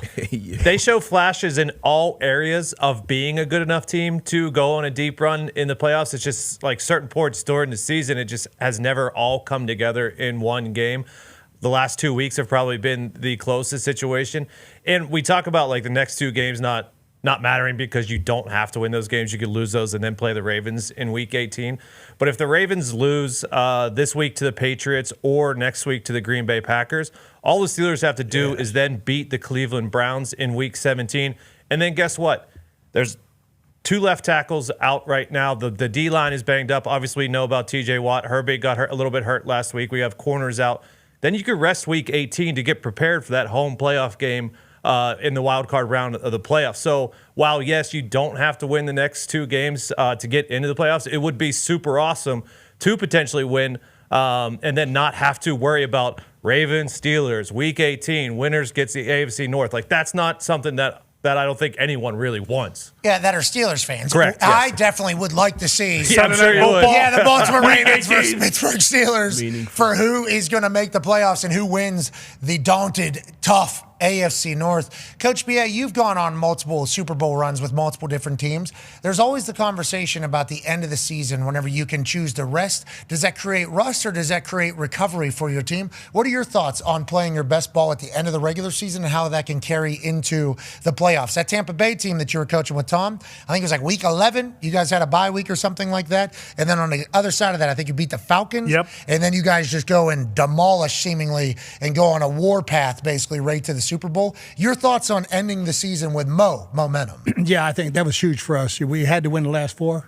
and we're down 17-0 at half at Falcons and scored 31 in the second half, and that propelled us the rest of the way. And so there was never any rest. I've been on it. Hey, let's sit them this week, and we went one year. We set everybody, and the team had to win to get in, and we went and beat them with our guys. It's like, hey, these cats they wanted to play, and I'm not going to name the team, but it's hot. Get hot at the right time. Mm-hmm. That's all. So let's talk about healthy the rest. And hot. So my rookie year, we're undefeated, and by we, I played a tiny role. I mean, I held for Vinatieri and I kicked off. I also didn't know what I was doing punting the ball, but I punted for the team, and we did not punt that much. So I say we, I mean I was a part of the operation that did this.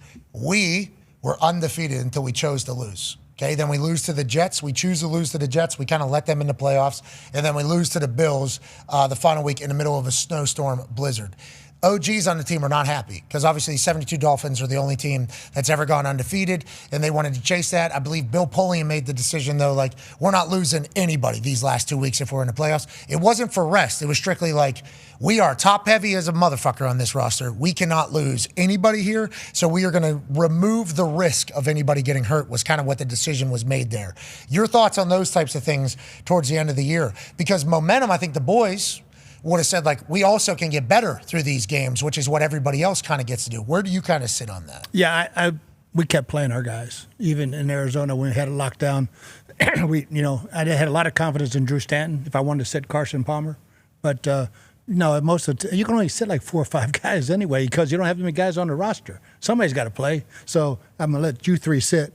You 3 got to play. I'm pissed about this shit. All right, so let's all play. Let's go win. What are your thoughts on it, D-Bud? Oh, it depends on your team. You got to know your team, where you are injury-wise, how much it will help you. And to your point, it's only so many guys that dress up. So let's say you decide to, sit, tie, and comment, and then the guys playing ahead of them get hurt. Now you got nobody play teams. They maybe have to go in now and play in the second half, so it can be a shit show.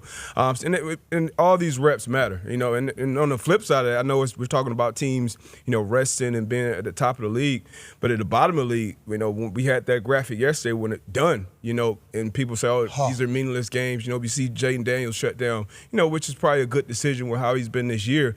But most of these teams, for players and coaches, like, these are critical games going forward because a lot of those teams, we talk about, 6 to 8 jobs being open. So those are coaches and front offices changing. So those rosters, most of those guys, after probably the top 4 or 5 guys, are kind of head on the swivel when it comes to changes. So these are critical games for, a lot of those teams as well. Also, when it comes to evaluation, like your competitive spirit, all that type of shit comes into deciding if somebody's going to be a part of your program, be a part of your team. If you get a chance to get some film, let's make sure it's good film. Yeah. That's why whenever people are like, this team's tanking for this person, it's like the players on the field aren't tanking because they don't want to put shit film out there. Well, if they're superstars, they're good. Well, they're trying to make the Hall of Fame then. So they don't want to put – there's no reason for any player to put shit film out there to anybody. Now, are there other decisions being made on who's getting a chance to do film by some people? Potentially. But the players never want to put bad ball on tape. That's just a matter of fact. This is a profession where money is made by putting good ball out there and money is lost by putting bad ball out there. Yeah, if you've made it to the NFL, you're a hell of a competitor. And competitors don't fucking quit. They play, and they play to win. And that's the way every team should be. Oh, yeah. Unless you know it's time. Yeah. Joining us from an attic in Ohio, ladies and gentlemen, a college football national champion, a Super Bowl champion, a Ryder Cup winner, ladies and gentlemen, AJ Hawk. Yeah. Unless you know it's time, obviously, to go and move on and allow the business to prosper in a different way. But let's talk about last night. And the Miami Dolphins, I guess, will fall into the category we were just talking about down the stretch here. What does their team look like? Who's going to be on their team? What does next year look like? And then for the Pittsburgh Steelers, hey, this is everything they talked about in the offseason. And I think there was a lot of times where Aaron had to do his RELAX quote to a lot of different people about when they want to play their best ball. They're seemingly doing that. What did you learn last night, AJ, about this Pittsburgh Steelers team? Well, I mean, this throw to DK was awesome early on. You knew Aaron felt pretty good when you saw him complete this ball early. And DK, first off, getting in the end zone later was unbelievable. Like, the dude obviously cannot be tackled and Gainwell. I think their offense was great. I think Aaron, you guys, it's funny, mentioned like his – you notice he's got a cast on his left hand. Like, that is something for sure, right? It definitely affects his play, I would say. But to Miami's credit, like, they came out early. I legit stopped it a few times and ran some of their defensive plays back for my kids. Like, hey, man, watch these dudes making open field tackles. Watch them setting the edge. Like, Miami was very physical early, and then for some reason after half, it just kind of fizzled out. If you want to know what it's like to watch an NFL game with the all-time leading tackler for the Green Bay Packers as his kids, just know Monday Night Football does become 5 to 10 minutes behind the rest of the world because Dad wants to make sure we see proper form tackle, pursuit angles, look at the tenacity and the alphaness here. This is what we need if we want to play good football. Is that happening every game you're watching with the kids? No, it's not. But the older I get, the more I do want to run plays back. Like, hey, man, remember I tell you keep your outside arm free. Here we go, right? And then you keep it and you knock it back inside to your 10 buddies running inside out. Like, it's very simple. And when I see teams like showing that on national TV, I have a hard time not stopping it and running it back. Who are you showing this to? Usually my 3 boys and my daughter too, if she's there. What are your 3 boys' names, just so we can kind of get a little more intel? Hendricks, Vetter, and Axel. Okay. Yeah. Hendricks, Vetter, Axel, please. Come Boys. here. See, this guy's sacrificing his body for the betterment of his team, dude. He has good angle. See, he's on the outside shoulder. He's forcing him back. He will not make the tackle, but he sacrificed his body for the good of his team. Do you see that? That is Hawk football. That is what you will do. Do you understand? And Vetter's like, I don't know. He could have just made it. We'll go back to the fucking beginning of this. Okay, every single time. That's awesome. Hawk football, baby. Hey, that's a good thing for the future of ball. I appreciate you doing that. But to your point, they didn't look like it was the cold. It didn't look like it was going to be an issue for them. And then the Pittsburgh Steelers pull away. Tell you more about the Miami Dolphins or the Pittsburgh Steelers, AJ? I think it tells you more. I think the Dolphins they're a little bit of what we thought they were, but I think the Steelers might be a little better than we thought they were coming into this one. Can they go on a run, brother? They get into the dance. Aaron Rodgers, T.J. Watt, Chris Boswell. Okay, those are the 3 leaders of the 3 respective groups. Boswell, potential best in game. T.J. Watt, potential best in game. Aaron Rodgers, first ballot Hall of Famer. Now, I know there's 10 other people on the field with them whenever they're out there, but defense, most expensive in the league still, Tone? I believe so, yes. Okay, so they got talent, stars all over the field there, especially if they're able to get healthy. Offense, are they going to be able, with Aaron, to be able to make any plays against playoff caliber defenses? I guess that would be the question. What is that look? What is that look? Well, you just picked up your 2 top receivers you just got in the last 3 weeks who have been cast-offs. Yeah, but Thielen's a blocker right now. I don't know if you see him. Thielen's getting down there. Demon mode. The demon, yeah. Yeah, the demon Thielen's getting pancakes. Him and Darnell He was Washington. blocking guys that didn't want to make a damn tackle. Yeah, well, that's the Dolphins. Yeah, you're right. We're going to have to find out if it's going to be anywhere Valdez else. Scantling catches a touchdown. I mean, he was on the street. But they him and got Aaron know Metcalf. each other. Rodgers loves him. He knows him very well, and Aaron knows his role. So, but that still scares me when you thinking about going against a high-powered offense. Coach, you did it with defense. Scotty Miller. Scotty Miller is on the Steelers. He can't even get on the field. Okay, so They don't know how to use him. They don't know how to use them. It's going to be a... Aaron can't throw it that far. this is Aaron, not Phil. Yeah, joining us right now, ladies and... Watch your fucking mouth! Hey! You caught that one, didn't you? Yeah, it did. I was about to introduce somebody that was maybe going to give us a little bit more information. I didn't know old man Rivers was about to take a shot. You sack of shit! Don't you do that to Phil. There's no reason to... Now, on that note, Aaron Rodgers does spin that thing. And that ball is still hovering above Earth, defying gravity somehow at the age of 40. What is he? 42. 42 years old. I mean, it's outrageous, the arm strength. And I don't want to reiterate the story, but it is worth noting. Fresh out of bed, Bud Light from fridge. At cabin, we are 80 yards away in lake.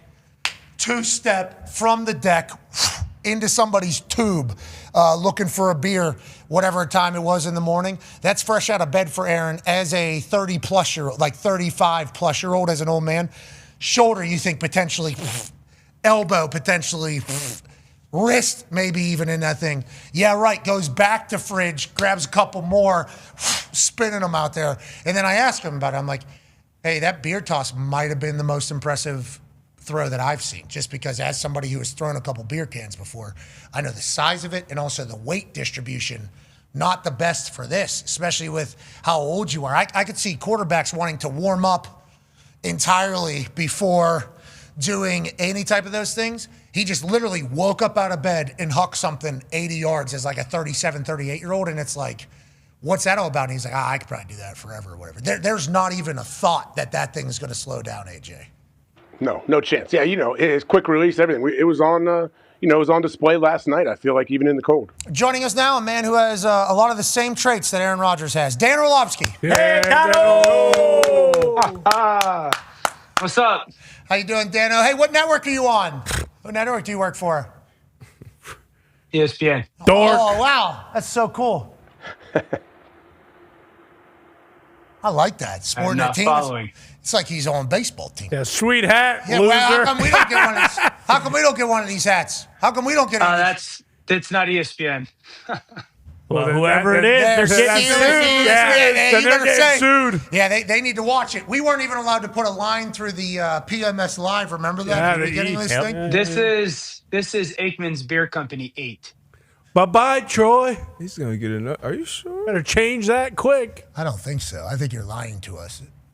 You got the wrong hat. I'm always lying. Exactly, which is a part of the problem. I'm always lying. Yeah, it's all. Is it a work or a shoot? We never know with you. Husky so that's the 8 beer because he was getting a lawsuit from somebody else for that. Yeah, Lamar. I don't Jeez. think so. I'm going to look. Troy and the beer. That is not the last ESPN logo. What are you doing? Why are you lying to us? That is 1,000. This is the 8 logo right here. ESPN. It's right there. What's the purpose, It's pretty man? sweet. This is, I believe. Can you put Dan where my relatively seat is? sure. Where This is his new logo. He just gave me these hats like 2-3 weeks ago. Yeah, him and Joe Buck He just gave got us signed from Fox like 3 years ago. Yeah, he's got signed to ESPN. They're the #1 crew on Monday Night Football. We get it. Mark. Yeah, dude. so He gave them to Laura. Laura gave them to me. Said these are Troy's new hats. So Troy's I lying could to be Laura. wrong. I don't like that. With what happened with Herbert, I don't like. Nah, Troy definitely told Laura, like, hey, let's tell Orlovsky that these are the new beer hats, and he'll just think that That could be true. That could be true. I mean, how many years have you worked for ESPN? All right, let's take this off.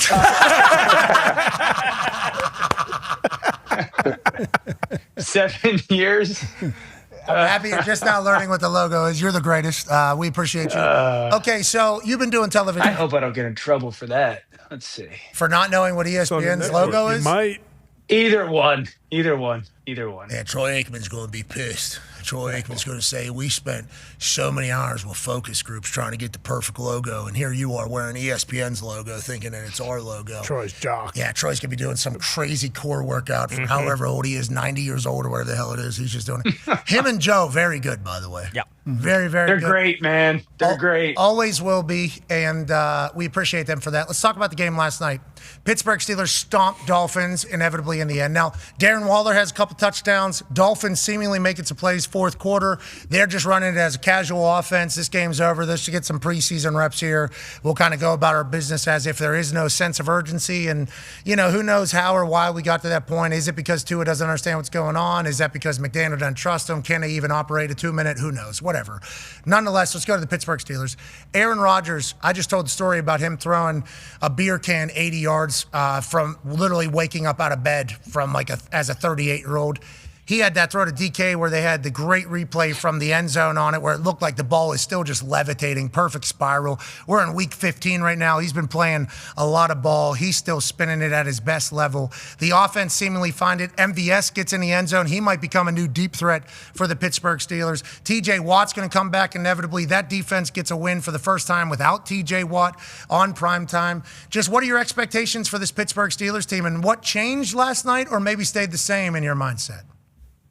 Yeah, nothing really changed for me off of last night's performance. Last night, I was way more disappointed in the Dolphins and myself for actually believing in them.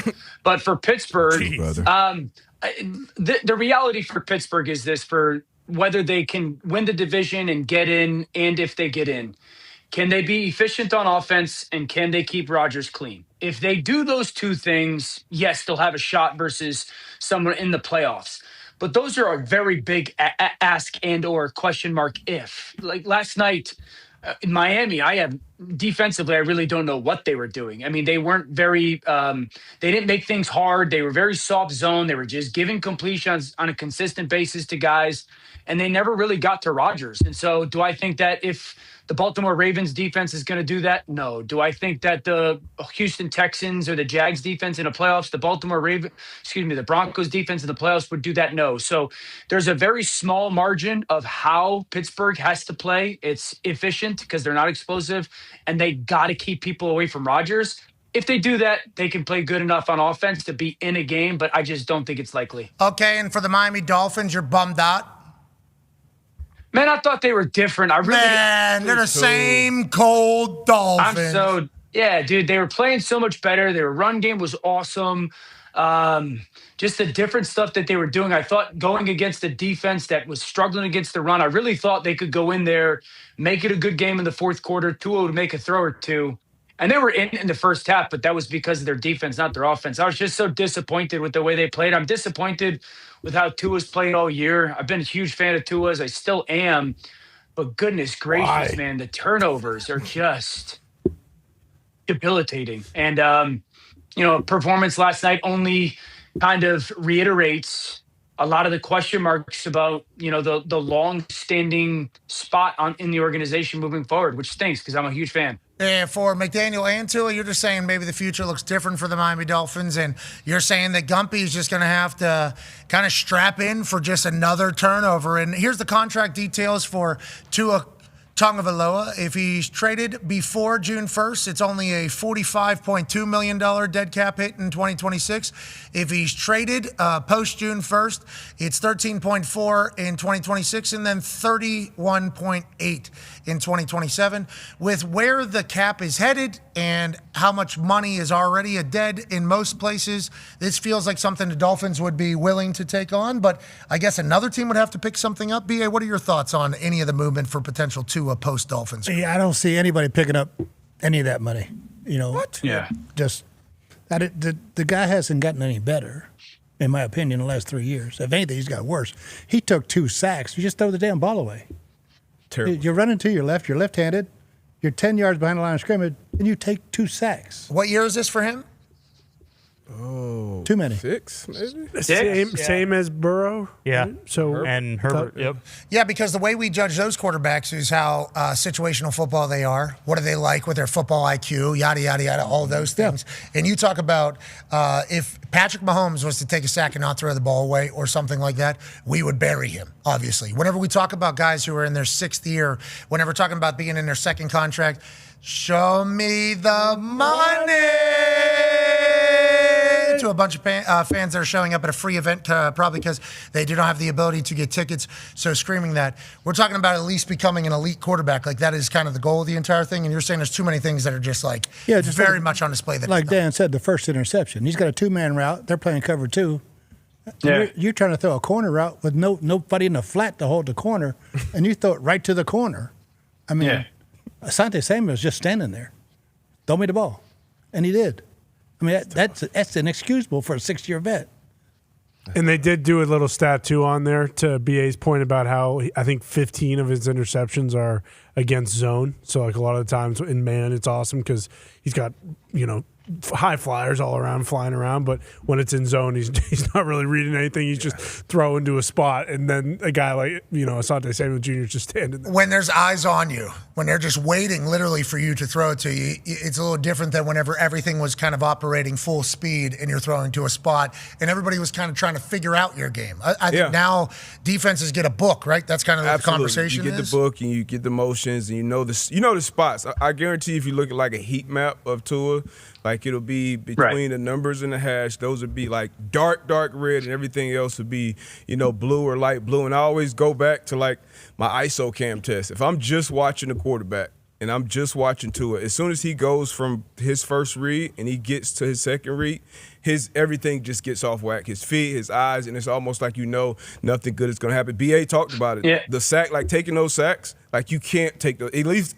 make it a situation where you got to think about going for it in this situation. But when you take this sack, this is like something we talk about with rookie quarterbacks, where it's like, okay, you got to get used to the time, understanding that throwaway is a good play. Like we're in year 14-3. Yeah, we can't have these conversations. You're looking at his class, you're talking about Burrow, Herbert, Hurts. Like those look like veteran quarterbacks. They'll have a bad day here and there, but 9 times out of 10, they're going to make the right plays. All right, let's move past the Miami Dolphins, which look like a Sad franchise. Absolute shite. Looks like it's the Finkel days almost, but they can only dream to have a moment in which a missed kick would matter. Right? They're in the middle of the purgatory, too, where they've won enough games where they won't have a big. How's nice the 14th pick?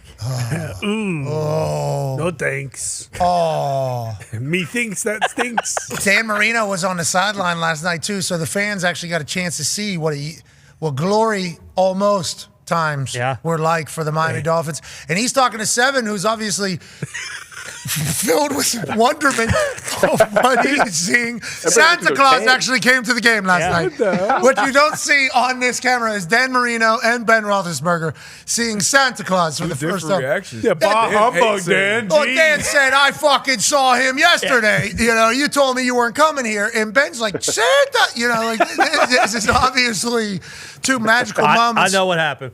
Okay. Ben saw Aaron spin it, was like, oh, we're awesome. Okay. And Dan saw it, was like, oh, we're fucked tonight. So it's not. So it wasn't Santa Claus. I think it was a little bit of both. threw that pick. Oh, jeez. Okay, that is potentially that moment. Actually, we would like you to tell us what this moment was. What do you think this reaction was to? Go ahead and comment below or post on X below or put in the Instagram comments below. Best responses will make the program tomorrow. Now, let's move past the Dolphins and the Steelers. AJ Hawk has a question for you, Dano, who has a husky poking up over his head.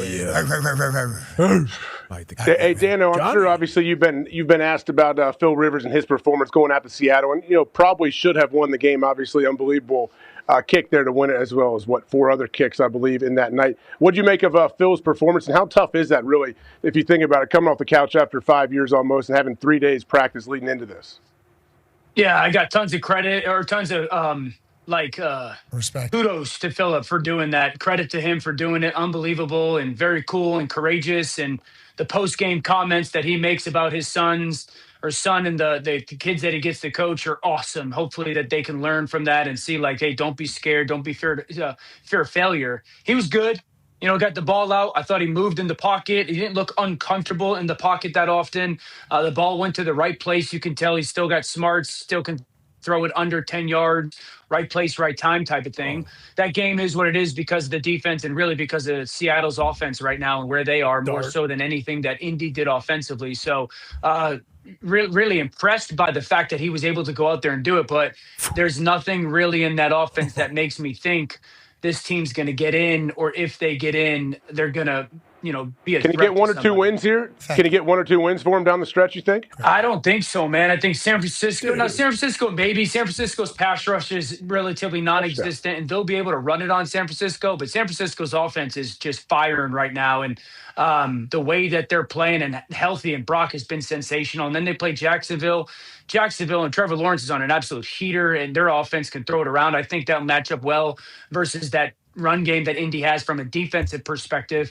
And then playing the end of the season, I believe they play Houston, which is a good luck. So I think it's hard to envision. If they can get maybe 1, I don't think they get 2.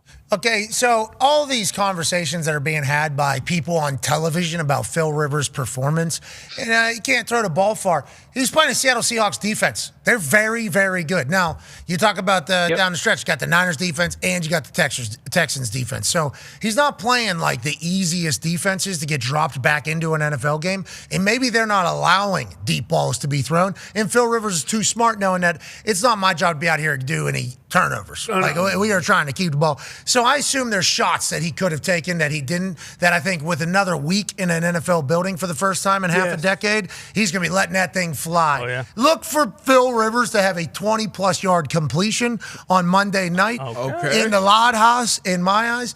But also, he put us in the right spots. Okay, and who knows what that team looks like without him. A lot of people saying Riley Leonard could have done that. AR is back to his return window. Cam Newton, who we are massive fans of and have a lot of respect for. He had a lot of people, and including himself, that were upset that he wasn't asked. It's like, all they're looking for right now is somebody to operate this offense, right? Isn't that kind of what they're trying to do? And it was our best option. I think so. Yeah. I think Phil was our best Phil was option. the best option. Maybe Riley Leonard. I don't know how much Riley knows, though. And I don't know how many defenses he has looked at and seen. I don't know any of that type of stuff. In the building, they might know that. I'm not 100% sure if they would, if they haven't seen him actually in the games. But it was clear what they were looking for. We want somebody that's able to operate Shane Steichen's offense. And Jonathan Taylor is the one that's going to be winning us games or not. Literally everybody else has been saying that all season. Yeah, I mean, they couldn't afford to win that game. They couldn't afford Riley Leonard to go out and throw 4 interceptions, which is possible a rookie quarterback would do. Like, we just saw Max Brosmer do it not too many weeks ago. Like, they knew, hey, Phil might not be having a bunch of explosive plays, but he's not going to go out here and throw 5 picks, and we cannot turn the ball over if we want to win this game. They got the entire AFC South down the stretch. Obviously, a lot on the line. Let's stay in the AFC South on a completely different side note, it feels like. Go ahead, D-Bud. Talk about 2 young quarterbacks. Trevor Lawrence, you mentioned it earlier, him being on a heater. Obviously, he had a historical day on Sunday, but this last 5 weeks, they've won 5 in a row. He's been playing great. And then C.J. Stroud, too. I know he had to knock some rust off with Nick Haley, his OC. He's been playing well. What are you seeing from these 2 quarterbacks and these 2 offenses? Yeah, I'll start with CJ. I think Houston, from an offensive perspective, is the most improved unit in football. If you go to what they were to the start of the season, offensive line was still a huge concern. The adjustments they've made on their offensive line has totally revamped this offense. The interior of their offensive line playing so much better. And now CJ, I think CJ's one of his superpowers, D-Bud, is like throwing the ball in the middle of the field. He's got great understanding of windows, the touch in between windows or over the top of windows. And then Nick Haley, as an offensive coordinator, I think he's the most improved offensive coordinator in football this year. We called their Monday night game on the road in Seattle 2 months ago, maybe 10 weeks ago, and it was like, whew, it feels like the same stuff of last year. And the way that they've brought 6 offensive linemen into the game, the way that they've gone back to underneath the center, the way that their young players have stepped up in Higgins, Kirk is healthy, Nico Collins is dominant, Woody Marks running the football. They're not trying to get overly creative with their run game. You know, he comes from the Rams, and I think you're starting to see a lot of the stuff that Houston's doing has a lot of the elements that the Rams have done in the past. The keeper game. I continue to go to that. Matthew Stafford is running the keeper bootleg game more than anybody in the NFL. CJ Stroud is in the top 5 when it comes to the usage of booting your quarterback out 5 or 6 times a game. And so we rave about Houston's defense, rightfully so. I've only seen this offense just get better and better and better. And then Houston is much more a complete team today than they were, certainly in the middle of October. And it's not just about their defense. It's a great unit, but their offense is very, very good right now. When you talk about throwing the ball over the middle of the field, though, because I see a lot of people take shots at other quarterbacks avoiding the middle of the field, what's so difficult about that, and what kind of separates quarterbacks that can attack the middle of the field and that can't? Yeah, I think the middle of the field, number one, there's more bodies there, so there's more danger. Quarterbacks that throw the ball to the perimeter, more often than not, there's less people that you have to throw the ball through or over, and so it's a little bit more of a safe and confident throw. Throwing the ball over the middle of the field, you're usually having to throw one of 2 ways. In between people from a horizontal perspective, so you got to throw it with windows that are open before you want to and close faster than you kind of see them. So you got to be able to anticipate, but also throw the right pace of a football to, like, this ball. He's holding Nico up. So, like, you got to throw that ball in between that underneath defender off his right helmet, number 20, but also 27, but also not pulling Nico into that backside defender. So, like, that's a zone ball. That's a dangerous throw that if you throw that ball on a line, 27 will back that one off. Down here in the red zone, like, this is you got to throw over people, but you can't throw it too high because there's usually a safety behind or out of bounds. And so, like, that's the skill of throwing the ball over the middle of the field is anticipation. And for me, it's pace, a pace of a football of how fast or hard you're throwing it is a huge deal. So real ball throwers can throw in the middle of the field. Hell yeah. Yeah. That's kind of the difference maker. That is, in baseball, it's can you see the curveball, right? That is the thing. Can you hit? That's how you get into that's how you get in the majors, if the hitter can see the curveball and hit the curveball. So for quarterback, it's like, can you make the throws over the middle? Because you have to have good timing. You got to have good anticipation. You got to know where the ball's supposed to go. You got to know what the defense is doing. And you got to have elite arm talent, is what you're saying. Middle of the field kind of equals? Yeah. Yeah, like that throw right there. If we took that throw, that one that Nico he just connects, if we just took that and did routes on air, you would sit there and if you just had CJ and Nico running the route, you would go, oh, the ball's behind Nico. And then you would sit there and say that's an accurate throw.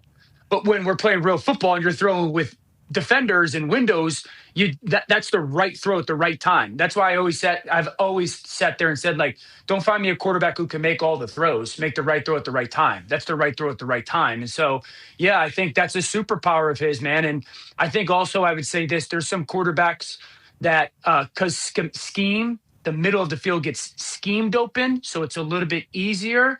But we'll know when those are happening, right? High-level quarterback play. We'll know when that's happening, though, right? For our unquarterback. But make it open. Okay, we'll be able to see whenever. That feels like that's not really the quarterback having the courage and the confidence, because the amount of things that go into every one of those throws.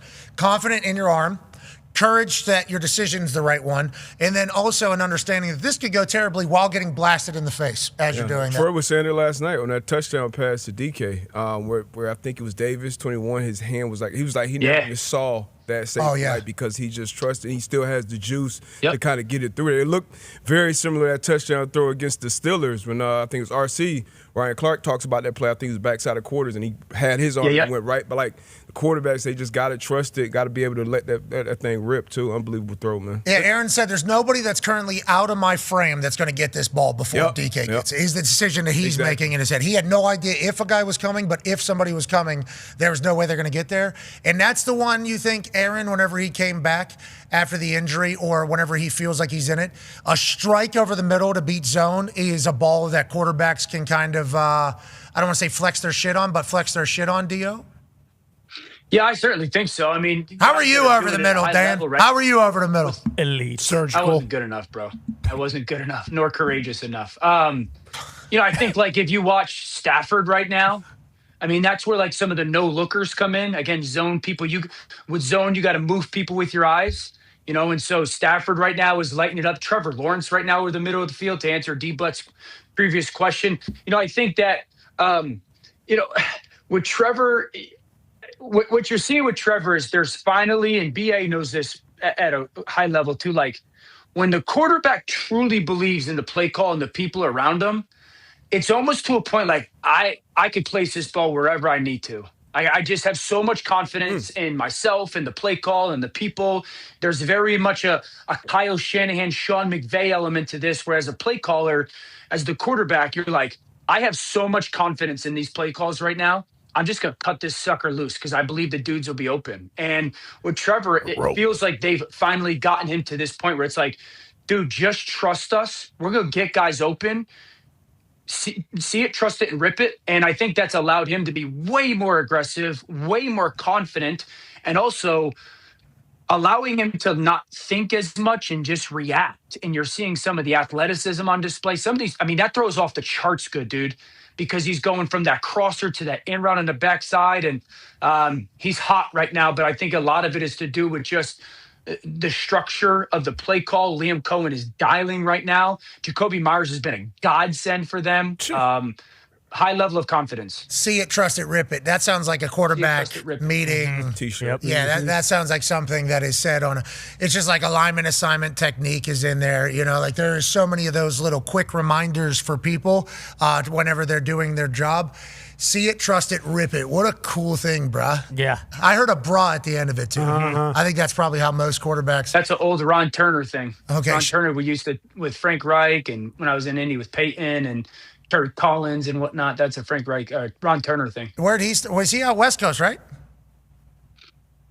Ron Turner, I think, was a part of a lot of different Niners? offenses. I think. Yeah. I think. Do I know? Norv. Yeah, you thinking of Norv? Norv is his brother. Chargers. Norv is with Aikman. PA probably knows him. Yeah, they're all from the Ernie Zambezi and Don Coryell. Sure. What's that? From that tree. Corleone? They're from the Corleone family? Is that right? Ernie Zambezi? Oh. Oh, Zambezi! Yeah, they know. He used to gabagool that thing better than Don anybody. Coryell was the best to put it up the field, baby. Yeah, and they called Ronnie Turner Ronnie play calls. Is he? Norv, Ron, they all came out of that Coryell tree. Okay. Yeah. Which is Joe Gibbs and everybody. Okay. Oh, when you got Joe Gibbs, you got a good chance. Yeah, Yes, you exactly. do. Put your hands up. Who are we? The Commanders. That was a bar that guy dropped. Okay, let's get to some quarterbacks who can spin it, and we've seen spin it. But how long are they going to be spinning it for? Go ahead, Con, man. Yeah, Dano, everybody's kind of worried about the Cincinnati situation with Joe Burrow and the stuff going on, off the field that's been alluded to. That's one thing. Hopefully everything for Joe is okay there. But just talking about on the field and in the building, like, what do you think Cincy can do to get this fixed? He gave this press conference basically about how he's not really having too much fun. Pat talked about it kind of earlier in the week this offseason when they made their team and built their team around 2 number 1 wide receivers and gave them all that money. Not many people thought it would work.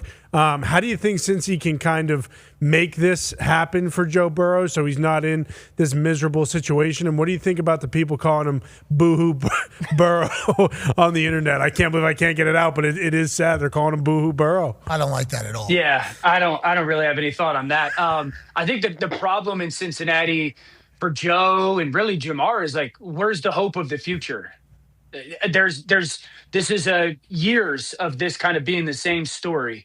Not drafting well enough, not developing well enough. The defense continues to fall apart. This was a historic performance last year from an offensive perspective and didn't get in. They can't protect. And so there's not a lot of evidence in the last 5 years in Cincinnati with Joe that they'll figure this out. So, like, what can get done?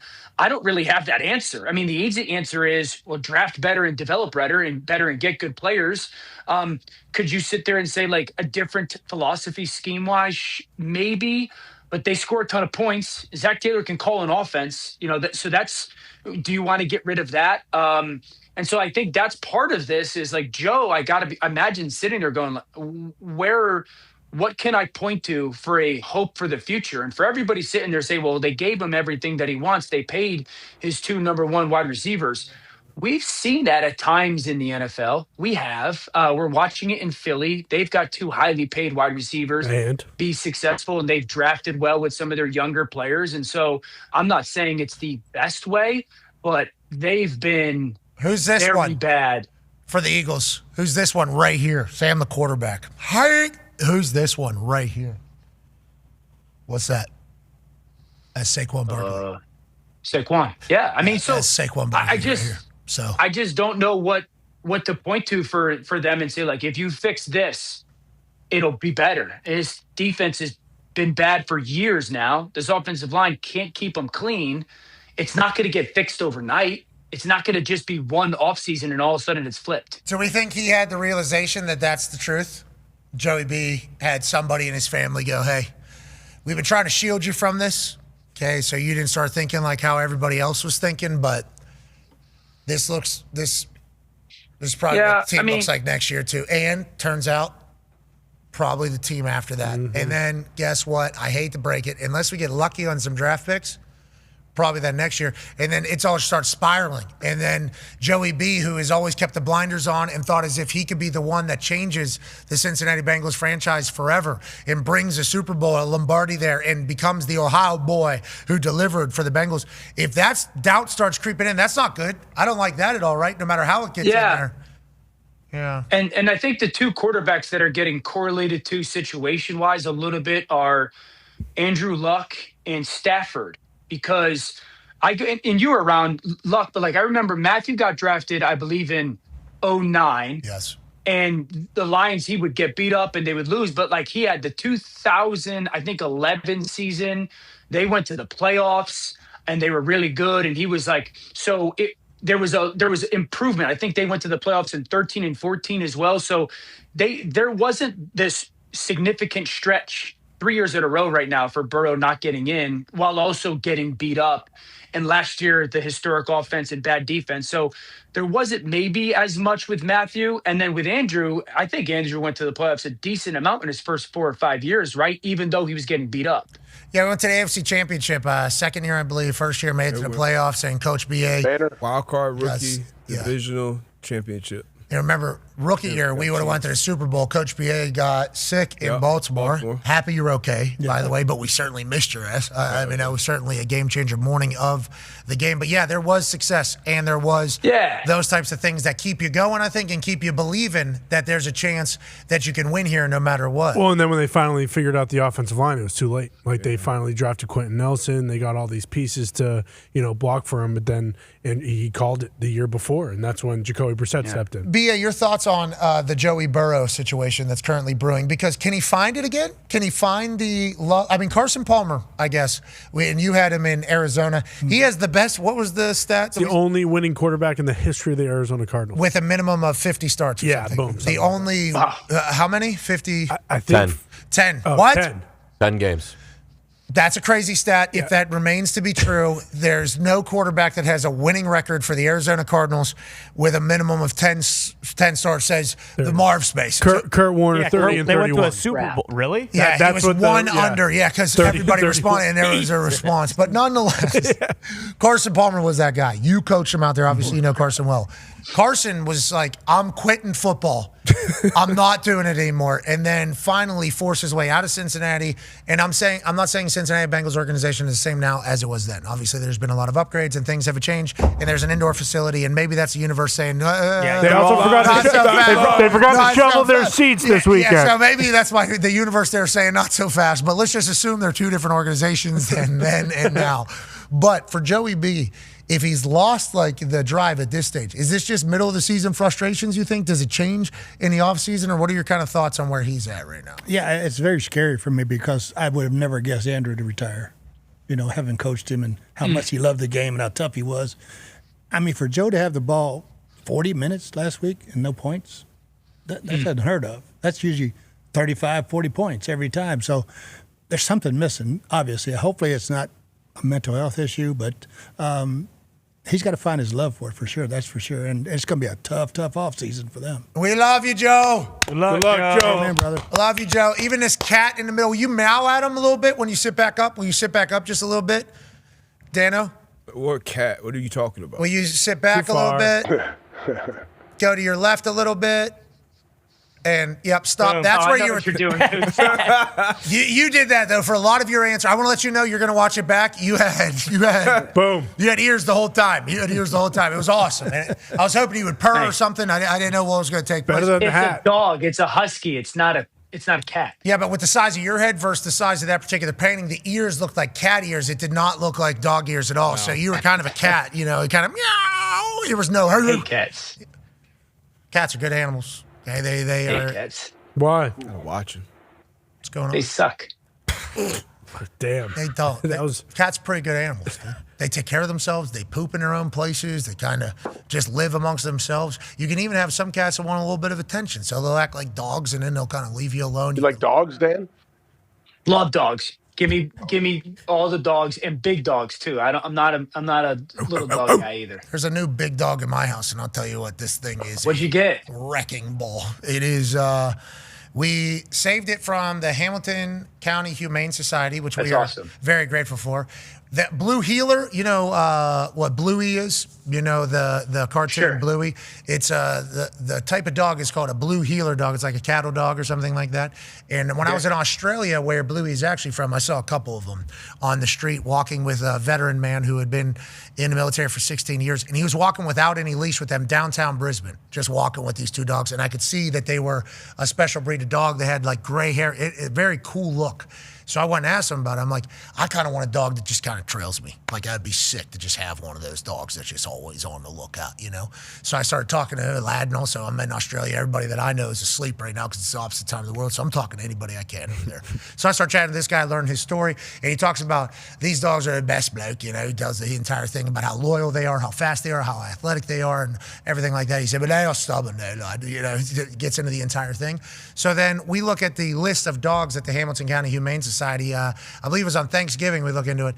And this dog that is like Bluey, which is obviously Mackenzie's favorite cartoon is Bluey. And I saw the Bluey in Australia, told the story about it. There's a Bluey at the Humane Society. It's very abnormal. I don't think blue heelers are just kind of sitting at a Humane Society. So we go and look at this dog. Dog runs like the wind. I mean, it's a gazelle. It's like such an awesome dog, such a good personality, very loyal. But what I forgot is how smart this thing was just kind of selling to us because it wanted to get the hell out of there. This dog is a psycho. I mean, you're talking about the most amount of energy out of any dog in history. You know those puppy zooms that puppies get? And puppies are small. This thing is this big, this large, zoomies around the house. I mean, jumps over full bed from one side of bed, doesn't touch bed, to other side, just casually galloping around the house. It's like, holy What's it doing to the floors?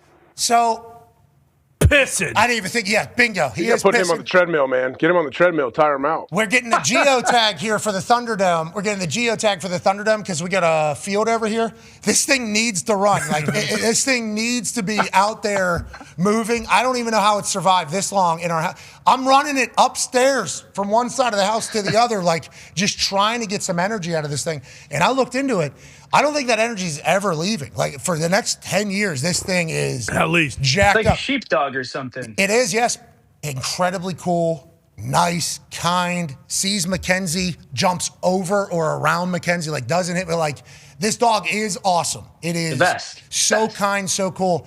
But geez Louise, it is way too big to have the amount of energy that it has. And I'm being told that this is the rest of its life. So we are promptly trying to find a way to get this energy out. And we're putting the electric thing here. Yep. And I think every morning I'm bringing this thing up and I just got to, as far as I can for as many as I can with this dog. So yeah, I love this dog. I love dogs, but it's a life changer. It's a life changer completely, that what's about to happen, but it is awesome, this dog. Awesome. It's awesome. I want a Burmese mountain dog. That's the next one I want. Big. Those are big. Yeah. Those are very big dogs. Hey, you look like a cat again. So on that note, let's get you the hell out of here. Ladies and gentlemen, that's Dan Orlovsky. Meow, meow. Hello. All right, we got 3 minutes before the end of the show. That dog, Blue, he's awesome. Oh, yeah. He's a cool dog. Blue's a cool dog. Jump up in bed whenever I'm going to bed and like does a full on. How old is he? They said 1, but who knows, dude? Yeah. Who knows? The feet are so big. And it's is this thing only going to keep growing? Like, is this thing only going to... Here he is laying at her feet. Literally, this is what he looks like. So is... He's cool looking, man. Cool dog. Nice dog. Fun dog. Just the most amount of energy for a horse that I've ever seen. Mm-hmm. Like, I've never seen a horse with this much energy. He's sweet. They're very new to the family. And Mackenzie loves him. Like, you wake up Mackenzie, and she go, Blue home?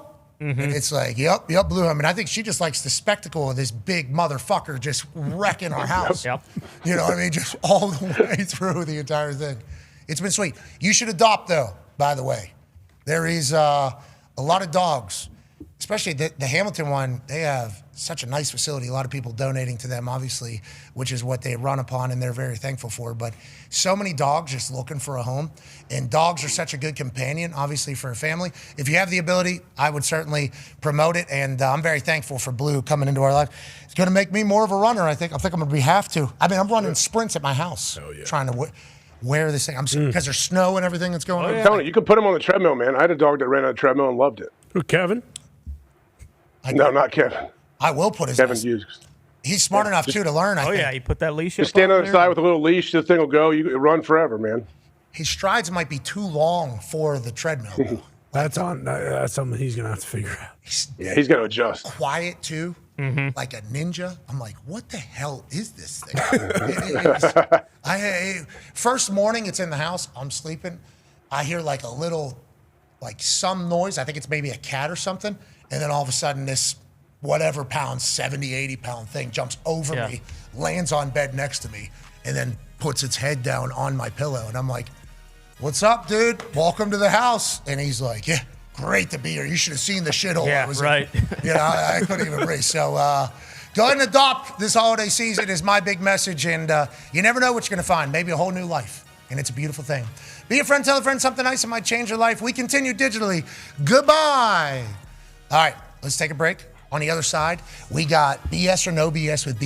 Mm-hmm. We got BA's Game Balls. And we'll also have a conversation with Seth England. Really? Yeah, one of the founders of Big Loud, which is obviously a music label down there in Nashville. Has many artists that you obviously know and guys that we love. Hardy, Ernest, and the third largest artist of all time, Morgan Wallen. Boom. So we are so incredibly thankful for his friendship, and I'm excited for the combo with him. We're kind of forcing him to do this because he's here. So I'm sure he's pumped about that. But we got questions, he's got answers, and we hope you will watch as we continue on this glorious BA Day, December 16th, 2025. Be a friend, tell a friend something nice that might change your life. Take 5. Bye.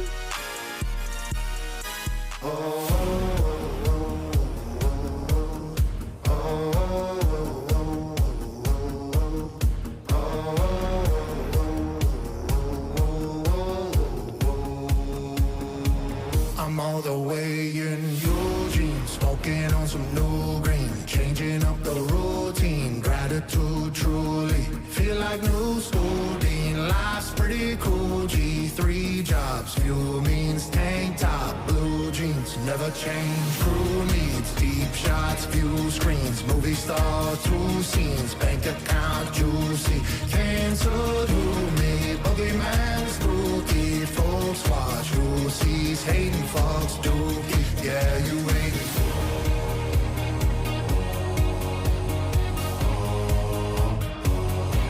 Yeah, you waiting for dookie, yeah, you waiting for dookie, yeah, I'm up here in Eugene, smoking on some new green, checking out some new scenes, and you waiting for dookie.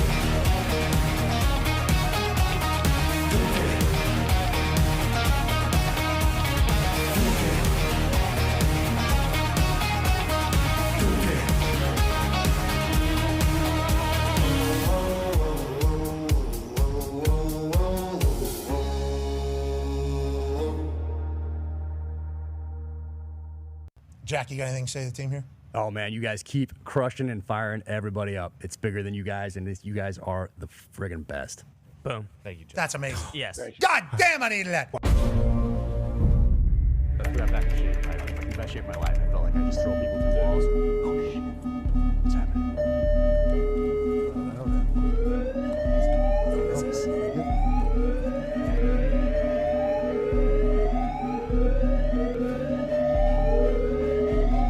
What the fuck is this? We interrupt your regular programming with breaking news. We have reports of a UAP approaching Indianapolis. They have messaged to officials they are coming to take over the world. Government agencies have been alerted that they plan to land and activate Earth's Armageddon switch. This is literally the scariest situation imaginable, a true doomsday scenario. Please stay calm, seek shelter immediately, and pray to whatever God or higher power you believe in. What is that? What? Landed here? I think Indianapolis. What? So that can't be. We gotta go find these motherfuckers. Yeah? That's what we need to do. I think it sounds like something you should do. Jack Carr, yeah. I don't know. We need to. Let's go. Come on. Let's go. All right, well, let's go. Yeah, let's.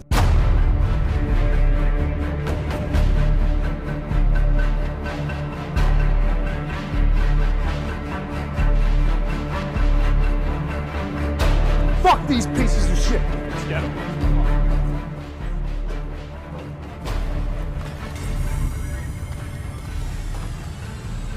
Oh, there it is, that motherfucker. It's here. It's here. It's the button.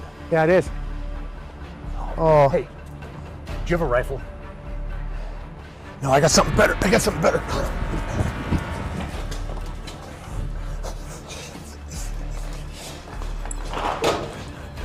Jack, I've been saving this. What? Yeah. What is this thing? What? That's for a rifle. What is this? Yeah, it kills aliens. Yeah, I bought it online, Well, deep web. That's certainly convenient for us. All right, here we go. Hey, will you be my spotter? Oh my God, it'd be my honor. Let's go kill these motherfuckers. Let's do this. Where are they? I don't know. I think they're coming. Looks like they might be coming from right over here. Yeah, looks like I see their fucking ship. Let's get them. They're not gonna get to that button, Jack. Nope, they will not get to that button.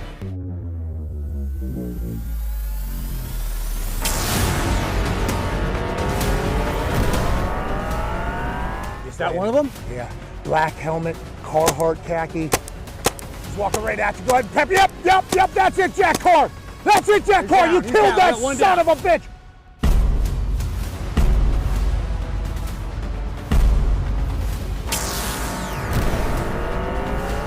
Yep, there's another one. He looks the exact same, a little taller, a little bit more awkward. A little more awkward? Yeah, he's in the same spot though. Go ahead and get him. Go ahead and get him. Go ahead. Yeah, there it is. Good hit, Jack Car. Two down. 2 dead aliens. Not on our watch.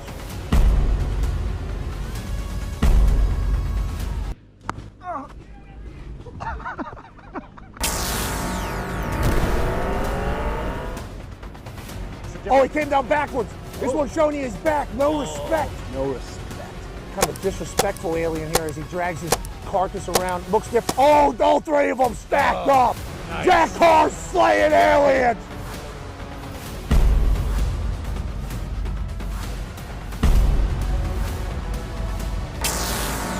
Oh, there's one more. It's a big one. Oh, he looks like an eater. He is an eater. Oh, man. This must be their supreme commander. Look at the size. He's looking at you, Jack. He's coming at you, Jack. He's coming at us, Jack. Get his big ass, Jack. Boom, boom. This guy's trying to take down our planet. Go the fuck out. That's it, Jack Car.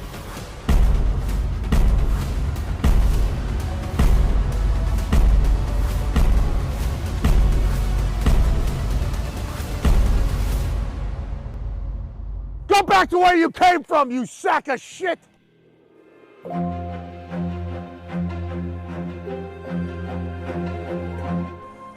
good work, dude. Amazing. That was awesome. I mean, they were gonna fucking come in here. I mean, they just popped up and they just shot him right in the fucking head. I don't know. Good thing we saw that newscast when we did. Well, that's why they do the live alert.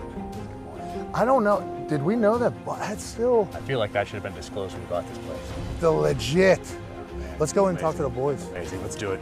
What a life you live. Man, I'm just glad you had this rifle and I had those binos. What are the odds of that? I mean, I could see them. good thing I carry those with me everywhere I go. The big one at the end really ate some fucking pain. Yeah, I feel like he stopped somewhere on the way in for a snack. Yes, he did. Yes, he did.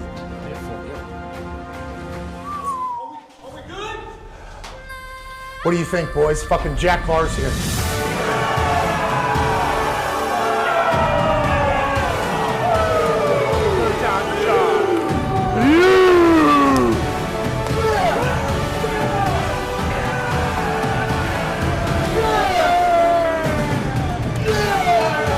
If that's not enough reason to buy his new book, I don't know what is. Fucker just saved the earth. And nobody would have known about it if it didn't just so happen to happen right here with all these cameras. Thank you, Jack Carr. Thank you, Jack Carr. Thank you, Jack. Thank you, Jack. Thanks, guys. Thank you, guys. Three-time World Saver Jack Carr has done it again. We're all mind blown that a global attack always seemingly happens when Jack Carr comes to the Thunderdome. But boy, we're thankful he's always there to save us all. On that note, Jack Carr's new book, Cry Havoc, is available now. It's a Vietnam-era thriller and the 8th installment of the multiple-time New York Times best-selling series Terminal List. Hell yeah, Jack Carr. Hell yeah.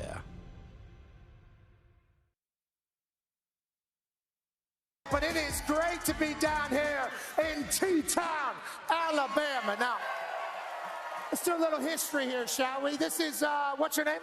Gabby. Gabby, you're a senior here, right? That's correct. And what is your major? Chemical engineering. Okay. Okay, have you ever kicked anything before? No. Okay, but you said you want to do it, not get somebody else because... Yes, because I camped out for so many hours with my friend, and I got lucky enough to get picked, so let's go for it. Yes! Yeah! Yes! All right! We love that, Let's Gabby. go. $300,000 if you make this kick right here, Gabby, okay? Oh my gosh. That seems fair. I don't know what a chemical engineering degree costs, but hopefully that'll help towards it all. My parents would love that. Okay. I'll throw in 200 as well. He's throwing it to $500,000.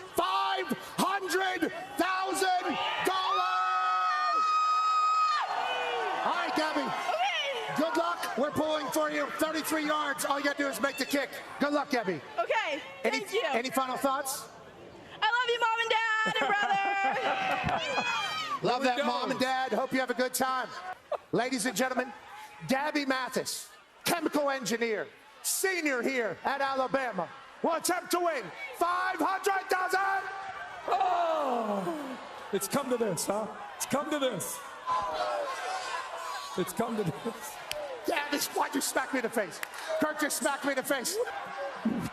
How about this? How about this, Gabby? If Kirk Herbstreit can throw that football through those uprights right there, we'll give you $300,000. Are you okay with that?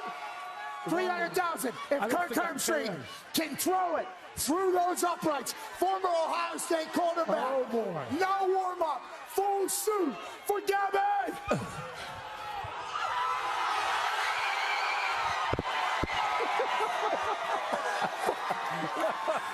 Get Gabby, get Gabby, get Gabby. Congratulations, Gabby. All right. It's getting even more pricey. Kirk Herbstreit, I did not know you had that in you. You son of a bitch. Oh, that's great. Gabby, it's for you, your mom, your brother, the whole family. Congratulations, and Kirk.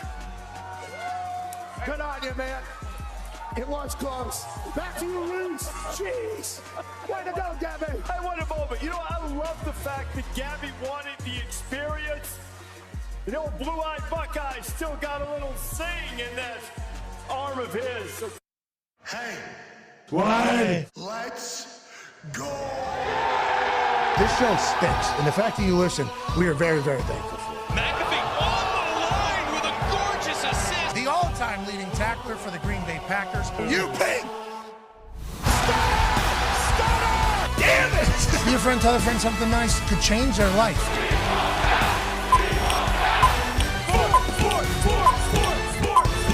Hello, beautiful people, and welcome back to our humble abode, the Thunderdome, on this BA Day, December 16th, 2025. Hour 3 of the program begins right now. Football! He's the greatest. That's AJ Hawk. Coach BA is here. The Toxic Table is here with it. That was your best cadence yet. Wow, Bruce. Yeah, what was that on right there? That's 3, baby. That was hard. Let me hear the 3 again. Okay, so let's say I'm an offensive lineman. All right, I'm in my stance. It's fourth quarter, 65 plays in. Cold. It's cold, but I'm dead. I am dog tired. I'm over there. Myles Garrett, right over there. Okay, just waiting on me. Mm-hmm. It's late in the game, and my quarterback comes out and goes, "We're going on 3 to try to save you, right?" That's what we're trying to do. So I'm out there on an island, and I hear this out of the quarterback. Five. Then you back up 5, and it's like, just fucking go on 1, please. Jeez Louise. And then you got the DNs who are up there on the edge of their fingertips, just like Rudy back in the day. Or I'm sorry, Vince Papale back in the day. Whenever Rudy applies. Rudy also. If it's red, it's aim. If it's white, it's aim. And I'm coming. You're on the edge. Myles Garrett's trying to get the all-time sack record in the history of the NFL, and the quarterback decides to go on 3, and it sounds like what? I mean, how do you? No. Now it's going the other way. It's good cadence. Need that. It's from here. Mm-hmm. It's not from here. It's from soul. Mm-hmm. It's from knowing ball. Is Zach Wilson going to be doing that for the Miami Dolphins? Coach McDaniel has come out and said, after being asked about Tua Tagovailoa's struggles, is there a quarterback change possibility? Everything's on the table, says McDaniel. Talks table at Boston Connor, at Ty Schmidt, 9-year NFL vet, Darius J. Butler. What does that mean whenever that answer is given? Everything's open. It's exactly what he said. Usually coaches lie, but I believe that. We've seen the worst.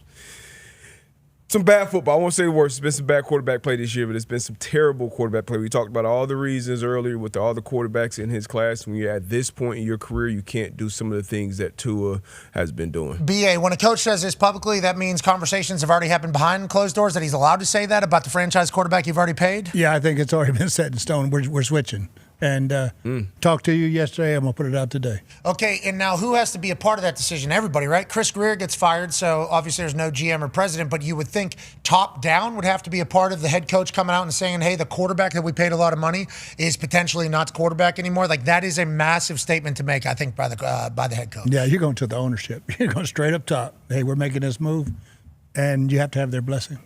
And there's been signs, too, like against, I think it was the Browns or whenever it was when, they had that interaction where Tua threw a pick and McDaniel basically, very, very animatedly, if that's a word, basically was like, all right, sit this guy the hell down. And then, other stuff happened as well. But, like, there has been things, like, it feels as though this isn't out of nowhere, even though, the losses and stuff have piled up. Let's go to Hammer, Dahn, time. AP Tone. Tone, we thought there was a chance that this game was going to be a clear house situation for the Pittsburgh Steelers. Instead, your team is on the side that is actually causing changes on the other side. Good for you, Tone. I know you didn't think that was necessarily going to be the outcome last night. Yeah, it feels really good to be on this side. It feels nice to be happy the day after a game. It feels nice to respect your team and be proud of the team that you watched play on Monday Night Football instead of, the Miami Dolphins, who haven't won a playoff game in 25 years and their quarterback stinks. Okay, let's go to the other half of the Hammer, Dahn. Cowboys, Bubba Gumpino. What do you hear from McDaniel here whenever he's saying everything's on the table? Even on the win streak, Tua wasn't playing that great. You can look at his numbers. No. It was 14 to 21. Like, we can go back. Give me Quinn Ewers as well. I don't need to see Zach Wilson. Let's trot out the rookie. Okay. Yeah. Quinn Ewers goes from first overall pick to seventh rounder somehow. I don't know how that took place for his college career, but maybe him in McDaniel's system, maybe he is the one that needs to do it. And Zach Wilson, what have you been so negative about? A lot of quarterbacks that have left New York have gone on to have prosperous careers in their second chapter, third chapter. Ewers already jumped him for backup in one game. He came in that Browns game, so it has happened before. So I imagine it is on the table. I think I saw Ewers in a shiesty last night, and I said, I forgot Ewers was on the Dolphins. Oh, yeah. Is that what you did as well, AJ? Yeah, a little bit, but can any of these guys save his job, the head coach's job? Well, that's the thing, especially with this offense, right? Because there's a lot of shit to it. It's kind of what we learned through the what if Ewers comes in and lights it up then? Could McDaniel say, hey, man, I told you, like, Tua's just not seeing it how I see it, but other guys will? And they have kind of turned it around. Like, this was, of all the teams in the NFL, the team in Miami, after firing their GM, you would think, be like, all right, let's quit and let's just have some fun in Miami. But, like, they didn't quit per se. They 1-6. We start 1-6. Yeah, they were awful. And when people quit, they say that's on the coach. Yeah. Yep. They did kind of quit last night, though. They were cold. The coach kind of. No, they kept fighting. No, they kept. Yeah, take your time on this. Make sure we're under 4-minute offense here. Let's do this thing right. 4-minute offense here. Let's go ahead and operate This here. is exactly why you got to root for multiple teams. That's exactly why. It's example one, exhibit A. Because, like, imagine just being, what did you say, Tone? 25 years, wait for a playoff win. It is week 15 just wrapped up. This season's already done. Probably new coach, probably new quarterback. Guess what? I got Jalen Hurts and the Eagles. I got the Chargers and Hurts. I'm Chargers and freaking Herbert. Herbert. You're not. You don't got him, baby. That's why D-Buck's not getting sent to any coach. It's hard to don't call yourself a fan. You're not a fan. You're a football fan. And to your point, is exactly why you stay a fan of one team. Hold on. Because when you suck for this long, once you finally get good again, it means more. Ask Foxy. Yeah, Foxy's team has sucked his whole life. They're finally good. It means more. Yeah, I mean, look at said me. 25 years. It took me 30 years to see my team win one playoff game, and that was the greatest day of my life. Now, on that note, was it worth 30 years of suffer? Well, that's a long time. It built character. It built grit. Boom. It turned me into like, I the got man character. I am today. I got character. I got now grit. Guess what? Detroit's on the borderline of being out of it again. Whoa. 8-6 football team. 8-6 football team. Borderline right now. Hey, root for multiple teams. Look, I'm a fan of play. I'm blood in, blood out with the Dolphins. I'll forever be a Dolphin fan. It sucks, yeah. Same thing with the Colts. That's my football family, football home. So that's one side of the bucket. It's another bucket where, as a player, I'm a fan of players. I'm a huge fan of Herbert, huge fan of Hurts. So they made me a fan of their team. So it's two different buckets, but I'm going to enjoy every football season. Ex-players. Everyone. Ex-players can also do that. Agree. Yeah. You can do that. Because I see organizations differently. Well, and also, all these teams could have drafted you. For instance, I grew up in Pittsburgh. Steelers could have drafted me. I want pick 222. Okay, that's a long time waiting around where they could have picked me. The Colts said, hey, we would like to financially invest in your family's future. So my family picked up the Indianapolis Colts as a thank you. And I am an Indianapolis Colts fan because of that. So I do think ex-players are a little bit different. Yes. But you've been a little bit greedy with your just picking everybody that's good to become a fan of. Good place to be. Like, you could just do your teams, though. Like, you also talk about New England. Like, you still have love for New England, too. For sure. You know, like, you could do that. Yeah, you know what? You're right. I do like New England. That's what he just did right there. Number 2 team in the AFC. They gave me the opportunity. They gave me the first opportunity. Being an NFL player, call back. Hey, Robert Kraft, I will always have huge respect for. I said courtside of the finals, Robert Kraft. I got to watch Kobe B. Bryant playing the finals. God rest his soul. They'll always be near and dear to my heart. How'd you set that up? Yeah, that's amazing. How's that come about? He set it up, When you play football in New England, tell him, D-Bud. Tell him what it means when you play football in New England, all right? Real deal. The teams, all the teams, the Bruins, the Celtics, the Sox, all got great relationships. And it wasn't like some other teams where you got to pay money. Like, these are free courtside seats. The final, Paul Pierce, Kevin Garnett.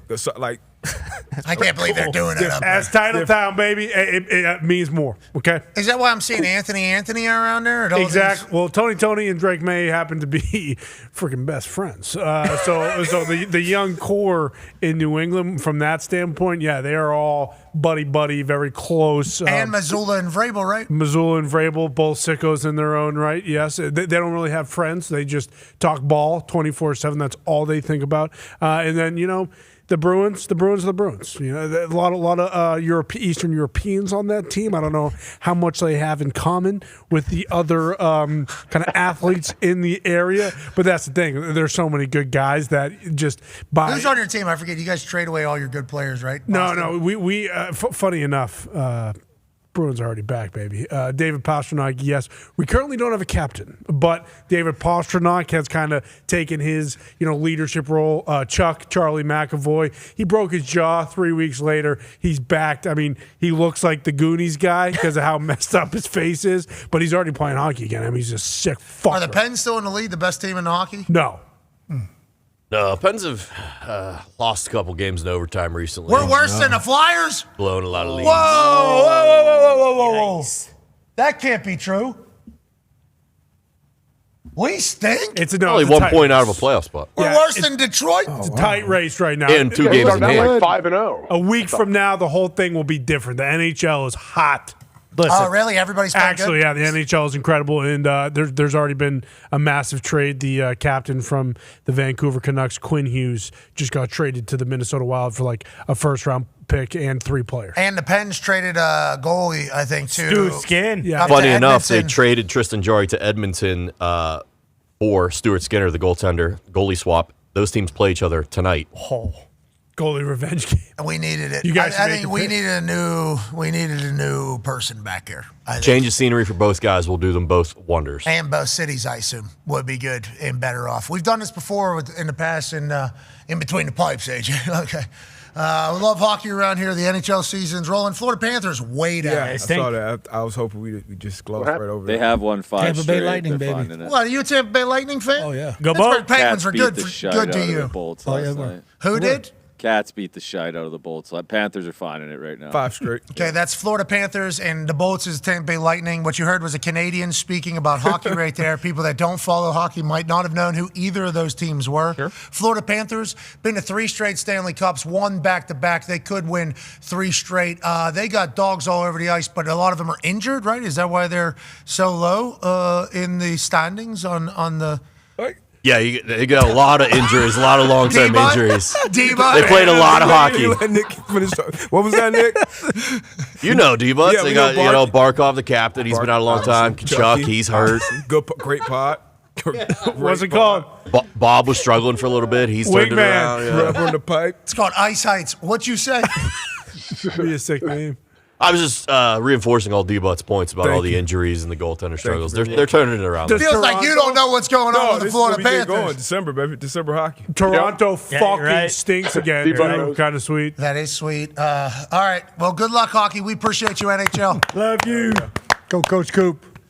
It seems like Tampa Bay Bolts had quite a run there. Will they be able to continue to do as such? We shall see. Okay, let's do BS or no BS with BA, where we will read statements of seemingly fact that have been said around the sports media world, and BA will tell us if it's BS or no BS. Are you ready, BA? I'm ready, baby. Okay, let's get to the first one. Having a top-tier defense is the way to win a Super Bowl again. Rams, Seahawks, Broncos, and Texans all have dudes on defense to win it all. Is that BS or no BS, BA, that the top-tier defense is the way to win a Super Bowl? That's BS. What? No, it helps. It helps. It helps. But if you got a quarterback can't score no points, you're going to get your ass kicked anyway. What do you mean? What are you talking about? There's only one defense that won the National Football League.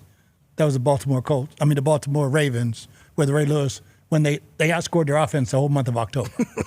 Okay, that defense. Trent Dilfer. Now, when you look at those teams you just mentioned, the Rams number 2 in offense, Seahawks number 5, Broncos number 12, and Texans number 7. They all got great quarterbacks. They can score points. Now, with a defense and points, we had a great defense in Super Bowl 43, but it took Ben 92 yards to go win the Super Bowl at the end. You got to have a quarterback, baby. You got to be able to score points. So it's all. So we're putting a lot of, and I don't know if you're seeing our clips or just the conversation in general about how great defenses are this year. We've been talking about, hey, it feels like this year, do you have an offense that can keep up with your defense as opposed to a defense that can maybe get a stop at some point? We started chatting about how defense is about to be the leader here down the stretch, and what you're saying is that's cool to have one, yeah, but a fucking quarterback is the most important thing whenever we're talking about Super Bowl. Yeah, I thought the Broncos Green Bay game was a highlight of what's going to happen in the playoffs. The hottest quarterback's going to win. Jordan Love came out on fire, smoking the Denver defense, who's great. All of a sudden, Bo Nix comes back. Micah does get hurt, but Bo Nix had a hell of a, which they tell every week, a hell of a fourth quarter, and they beat him. And you ain't doing that without a quarterback. Okay, and we've already heard your thoughts on the Seahawks then, I guess. Yeah. Because he said, well, it's starting That one's got to be seen. What's that? That offense. That's got to be seen. Is it the offense or is it Sam Darnold? It's the whole offense, I think, but it starts with Sam. Well, we hope he's able to figure it out. Me too. And I think defense is going to be the story of the playoffs. But I appreciate the fact that you're like, yeah. Is it going to be 0-0 in the Super Bowl, or is somebody going to have to make a play on 3rd and long, or make a drive in a 2-minute situation? Or, hell, is there going to have to be a wide receiver that's going to catch some Hail Mary or deflection that's going to get the win? Inevitably, offense is going to be the thing that's going to win it. But your team being great defensively certainly gives you a head start and quite an advantage. Yeah, and I guess part of it could be that, like, in the AFC, there's no Mahomes, there's potentially no Lamar Jackson, there's no Burrow. So, like, the elite of the elite quarterbacks, if they're not in the playoffs, you kind of just tend to lean towards, like, hey, this team with the better defense might win this game. And BA, I want to believe you outright, but Hembo sent me a stat actually that kind of contradicts what you're saying. This season, offense and defense are virtually identical in explanatory power for winning. They each account for roughly the same share of win percentage variance. Thank you, Hembo. That's what I've been fucking saying this whole time. Let's go to the next one, shall we? Hembo or BA? Huh? Who you listening to? Hembo or BA? Are you saying the Hembo stat is BS or no BS, B-Butt? I think that's analytics. What's that? That's BS, analytics. Baby. Oh, okay. So he's saying BS. You're saying BS? BS, baby. No, that's no I'm BS. not even finishing that. I'm not even finished reading that, baby. Win percentage variance. You don't even know. That's a big thing. That is a. No, that's no BS, bro. Yeah, exactly. WPV? Yeah. We've been talking about that for months. Okay, let's get to the next one. Con Man has it here. Yeah, BA. Mahomes and Kelsey can only be compared to Brady and Gronk or Rivers and Gates. They're a Rushmore QB tight end tandem. Is that BS or no BS, BA? That's no BS, man. This tandem has been great for 10 years. And, they just passed Gronk and Brady for, I think, the most touchdowns in the playoffs. And Antonio Gates just went Hall of Fame. Man, these combinations, I go way back to John Mackey and Johnny Unitas, was, I thought, one of the greatest too. But these guys, they're just tight ends. They're receivers. They're game changers. They're game wreckers. And, the quarterbacks love those tight ends. Is the tight end position more prominent now than it's ever been? And will we see more of quarterback tight end duos that might be able to catch up to these four that you just referenced? Yeah, I think you're seeing more and more athletic tight ends, but the guys like Gronk they can block, and catch and go out and be a wide receiver, they're very rare birds. But college football is starting to put the tight end position back out there a little bit. Travis Kelce, the reason why he's so good is because he just had a feel for the game that was just better than anybody, much like Gronk, I guess, and probably the basketball player, Antonio Gates, yeah. I mean, Antonio Gates had a great feel.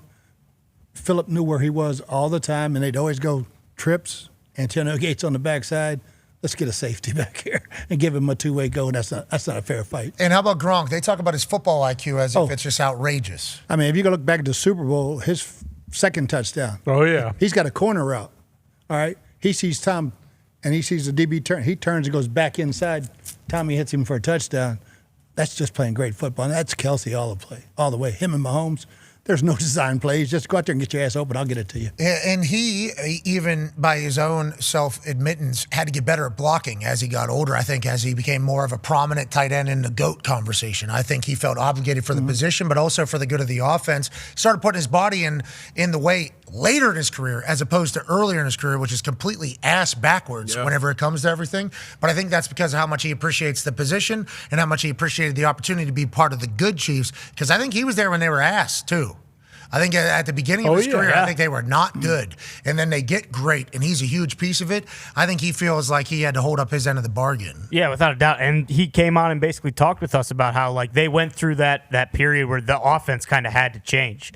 They went from, where he was having 14 catches a game and 130-plus yards, and he was like, no, I basically had to learn how to block a lot more and then just make more out of the opportunities that I was given. And then obviously in the playoffs, it seemed like he was good for a touchdown every single playoff game. All right, let's go to the next BS or no BS with BA. Ty Schmidt has this one. It's about the kicking position, which is amazing this year. Go ahead, Ty. Coach, the new kickoff and new K-balls are winning and losing games for NFL teams this season. Is that BS or no BS, BA?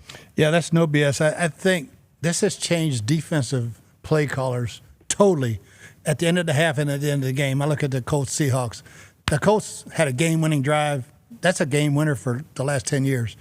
Now, getting the ball on the 35, even the 40, if you hit that short kick and it doesn't make it, 2 first downs and all the kickers are making 60, 62-yard field goals was unheard of 5 years ago since they changed the balls.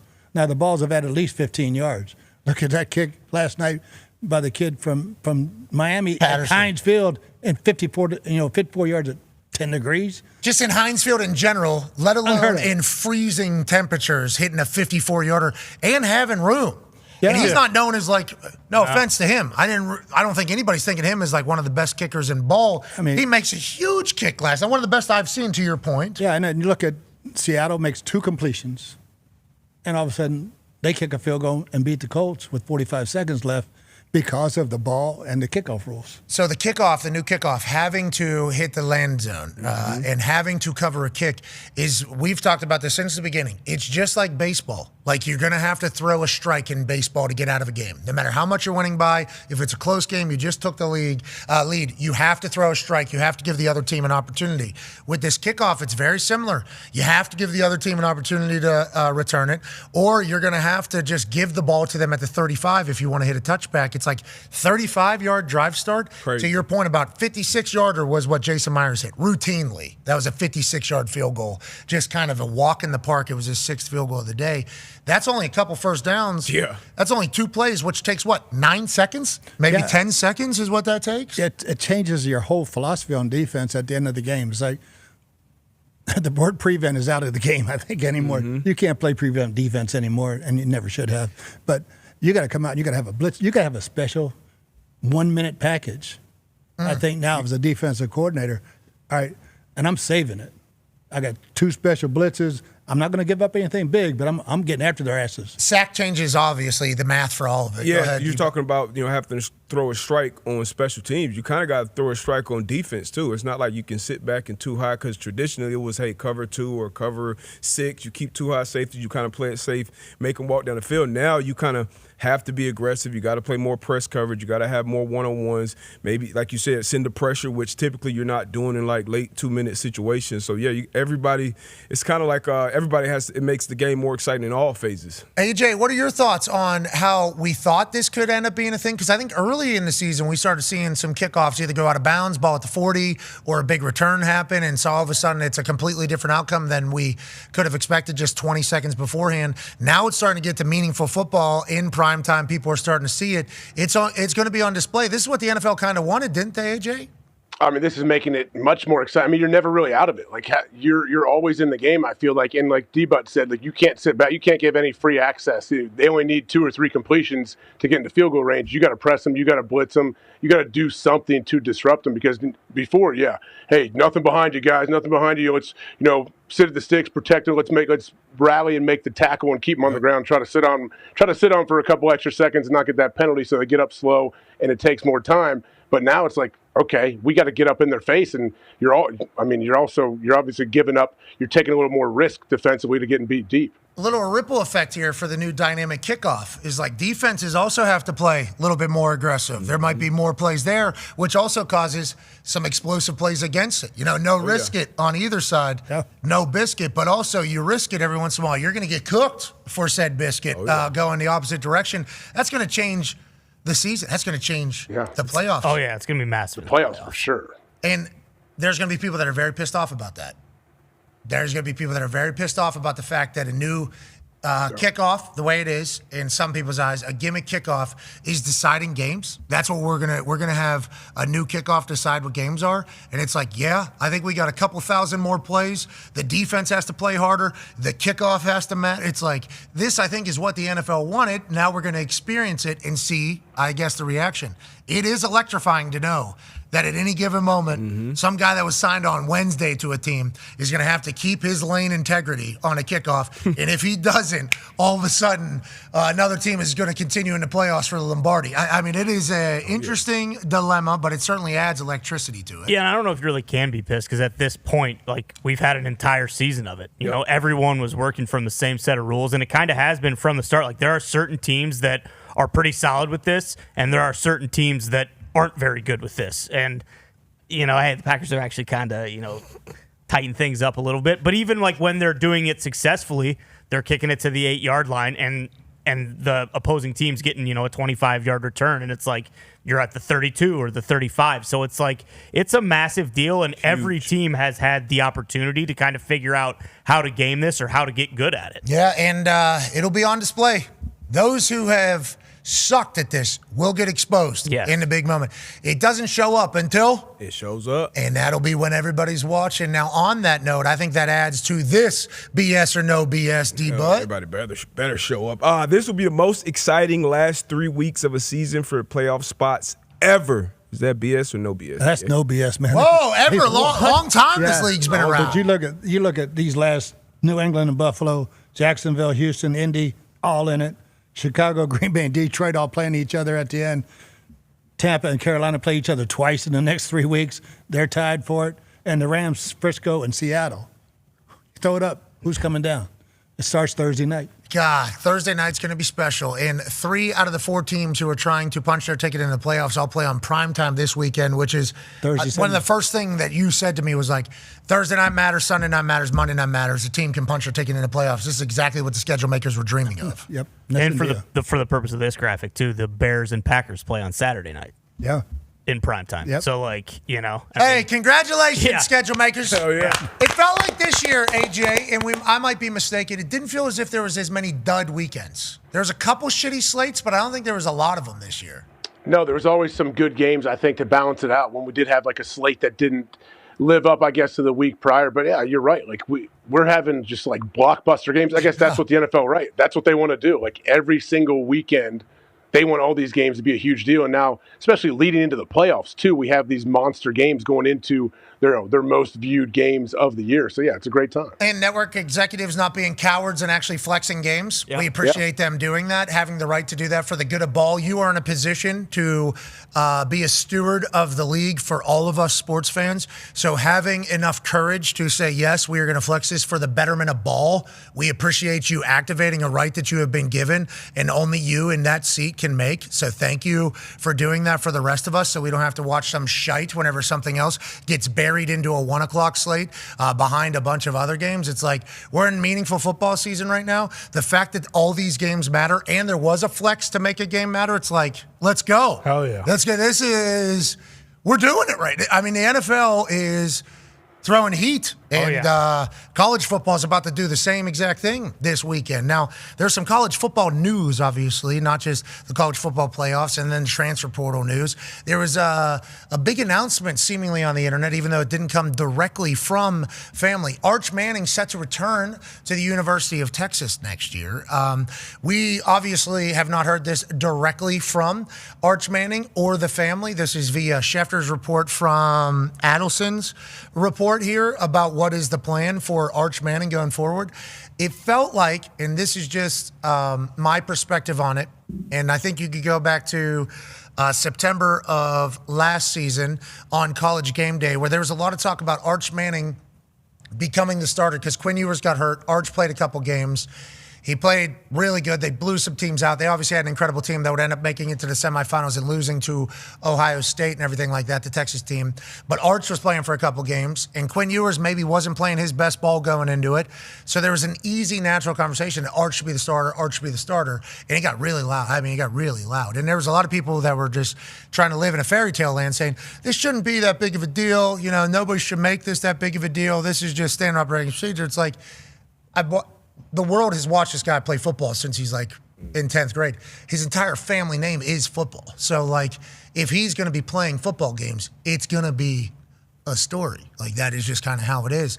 So the Manning family came out and was like, hey, you don't lose a job from injury. This is Quinn Ewers' job. We are very here. And then I was also told that like, hey, Arch is not rushing this college football process either. Like he is okay. He understands what he's signed up for. He doesn't mind the process getting better and, you know, the entire college football thing. So the narrative that he's rushing through this or wants to get on the field so that he can potentially speed up the clock to get to the NFL and maybe get ready. It's like, that was never from the Mannings. So like, I don't think this is abnormal to hear this as announced, and maybe with how the season went, it wasn't exactly what he was thinking, but obviously, BA, you know the Manning family very well. You know quarterbacks very well. There was still chatter about him maybe being the number 1 overall pick because he is Arch Manning, and he has shown some spots of being very good at football this season, even though the entire season hasn't been it. What are your thoughts on this decision, and how do you kind of feel whenever you hear it about Arch? Yeah, I think that was the plan all along. I mean, the Manning family, they're going 4 years. They're going to develop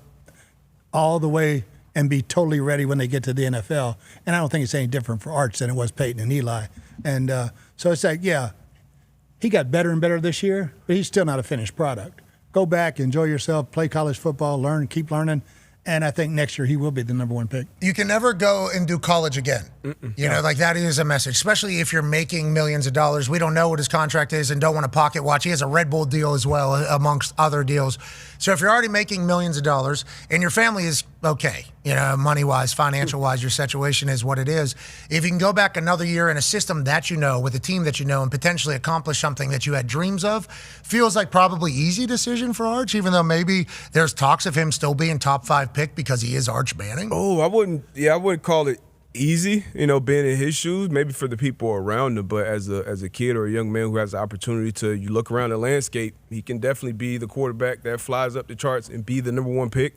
So that's always, I think, a tough decision in any sport when you have that opportunity. But like BA said, been in the family with 2 former number 1 overall picks who went the whole ride through college, and they didn't have to either. So having that guidance around him, having the family around him, definitely, I think, part of the decision was kind of made for him, and then he obviously has to make the final call. So I like this, though. He needs to go back and develop, hopefully have a fully healthy season, and be that guy coming out. AJ, enjoy the little run that Ohio State's been having. Because what I read from that tweet is, we're back. And that's the Texas Longhorns, AJ Hawk. Maybe. Hey, it's good. I want the Texas Longhorns to be a solid team, obviously. But did Arch put in his draft grade? You know, you can try to apply or whatever. They'll tell you where you might get drafted. Did they do that? I have no idea. I would assume that his family does know from people that they know what people are thinking or saying. I assume he has access to all information while they're making these types of decisions. And people are going to say, well, that's nepotism. Yeah. It is. It is. Yeah, and it's not his fault either. Like, that is not Arch's fault. It's like his grandpappy is maybe the grandpappy of football, just as a whole, you know, college football and the NFL. His uncles are obviously Hall of Famers, Super Bowl champions, and also promoted by the league and by football as the faces of football. So Arch might get access to things and viewed and talked about differently than everybody else. That's just life. I think that's just kind of how it is. And to that point, maybe the beginning of the season was a lot for Arch, and maybe he was nowhere near his best ball, and he had to experience that. And maybe that's a part of development of being a good quarterback, is like when everybody is expecting you to be the greatest player of all time, like your uncles were, and talking about that with a team that's supposed to go win a national championship, mentally, mindset, forcing things, maybe not being the quarterback that you are. That's a part of college development to make it into the NFL. So maybe that's behind him, and now he wants to work on everything else going forward. Yeah, and I think there could be, maybe a little bit of human nature involved too, looking at next year's potential, top 3. Like, okay, well, the Raiders fucking suck, and they might for a really long time. I don't want the Jets are really bad. The Giants, they obviously have a quarterback, but all these teams, why wouldn't you, if you have the opportunity to go back and maybe win a national championship and continue to get better, why wouldn't you just, put the dice back in the Yahtzee cup and just shake that up again and, maybe try to get a Yahtzee next year? Let's go to Hammer. Dahn. AP Tone, your thoughts on Texas getting their quarterback back, not only for next season, but transfer portal. You got Arch Manning as the quarterback. Yep. During the recruiting period, you were able to say it. What are your thoughts on it all, Tone? Yeah, I think after the way the season started, that this is kind of how everyone thought it was probably going to be. He did get a lot better as the season went on, and that's expected as your first season as a starting quarterback in college football. And we look at all these quarterbacks that come out. Guess what? If you play more games, you're going to play better in the NFL. It's kind of how it works. And also, a lot of these guys who are now staying extra years, a lot of them are making more in their last year of college football than they would as a rookie in the NFL. So I think that probably might – I'm not saying it has anything to do with Arch, because like we said with his NIL and the family and everything like that, he's going to be fine. But a lot of these quarterbacks, they're making more. I shouldn't say a lot more. They're making more in their final year of college than they would as a rookie quarterback. Salary-wise, not signing bonus-wise, but still a point remains. We understand it's a new world in college ball where you are making a lot of money, and he stays in a system. He gets a chance to, there's a lot of expectation that are going to come with it, as they should. Maybe we'll see Arch at the top. Ooh. Tough decision. DJ Lagway, he's hitting the road, Jack. Mm-hmm. Bryce Underwood soon. Where's he going? Definitely away from Michigan. Dylan Raiola, he's on the way out. Yeah, he's at Sorsby. Yeah, there's some QBs out there. Sorsby, sure. Cincinnati's quarterback. Levitt, yeah. Sam Levitt leaving. Oh, shit. Transfer portal is about to be. Yeah. Pew, pew, pew, pew, pew. Explosive shots. Shout out to Gannon. Okay, ladies and gentlemen, final thing with BA here is it's time to give out BA's balls, ladies and gentlemen. BA will give out his game balls, one for the AFC, one for the NFC. And as a custom in team meetings on Mondays after NFL games or whatever day your game is played, Coach normally comes in and has a couple game balls made, throws them out. It's normally a big celebration. We're doing that each week. We will continue today. Your NFC game ball winner, BA, is who? Jason Myers, six field goals, and it was hard not to give it to, Pitts from Atlanta, but Jason Myers just put on a show the other day. 18-16, 6 field goals from Jason Myers. Phillip Rivers and the Colts get 16. He hits a game winner with 56-yarder with less than a minute left to put Phil Rivers' fairy tale story into quite a bind up there in Seattle. We talked to him, and he's been good for a long, long time. We're happy that he was able to have this type of game. And also, AJ, anytime a kicker gets a game ball, good news, brother. We like that. Great news. He also, I assume he played some other positions when he played football as a kid, or he played other sports. He seems like an absolute athlete, too. Like, he seems like a stud. Mindset, yeah. He has a lot of humility, too, about him. He's special talent. But once again, he's up there in Seattle, so it's so far away. Nobody really talks about it. Every time he's on my TV, though, and I'm not just talking about this week against the Colts, which also would remain true, he makes the kick. Like, anytime this guy's on, the kick is good, and that's such a weapon to have. And he beat the Colts. Congrats to him winning a game ball from BA. Now your AFC game ball goes to who, Coach? Oh, what a game. It's Trevor Lawrence. Whoa. 6 touchdowns, 5 throwing, 1 running. What a game. I mean, he's coming to fruition, right? He's the guy that we all thought he was going to be. And Liam Cohen's doing a great, great job with him. Learn it, trust it, rip it. Know it, trust it, rip it. I forget the exact Ron Turner line that Dan Orlovsky dropped. But what do you think the difference is? Do you think he's comfortable and confident in the offense and has trust in it? What are you seeing from Trevor? Yeah, I mean, his first year in this offense, and he and Liam did such a great job with Baker last year. And I see a lot of the same things with Trevor. Started out a little bit slower, and all of a sudden, boom! Now he's got great anticipation. He's always had the great arm, but he's seeing it and he's letting it rip and letting it go. First NFL player in history. And anytime you're the first one in history, obviously that's a special thing. You see him running there, had 50 rush yards, a rushing touchdown, and threw for 5 touchdowns. That's called taking over and dominating a game. He certainly did that against the New York Jets, who have a defensive head coach. Yeah. They fired the defensive coordinator, though, so that was... Yeah, he was calling plays. Yeah, it was a good move. Yeah, it is a good move. Trevor Lawrence, though, there might not have been anything anybody could do on the defensive side without Trevor was rolling down there in Duval. Does this continue? Oh, I definitely think so. Yeah, they're on a roll right now, and he's got a lot of trust in the guys around him. And ATN is running his ass off. And we had a little wasp play here from Trevor Lawrence from the Super Bowl, where he's 30 yards behind the line of scrimmage, throws it as far as he can, and gets a completion for a first down. ETN makes an absurd catch. It's like their weapons are starting to show up too, D-Bud. Yeah, ETN had 3 tugs. Tootin, he had a touchdown. He will be out for the remainder of the season. I believe Parker Washington was out. But if you go to that touchdown from Tootin, obviously it's about Trevor Lawrence, but the play design, there are unbelievable play designs. Dano talked about having the confidence in the plays, having the confidence in the players around him. We were talking about Brian Thomas Jr.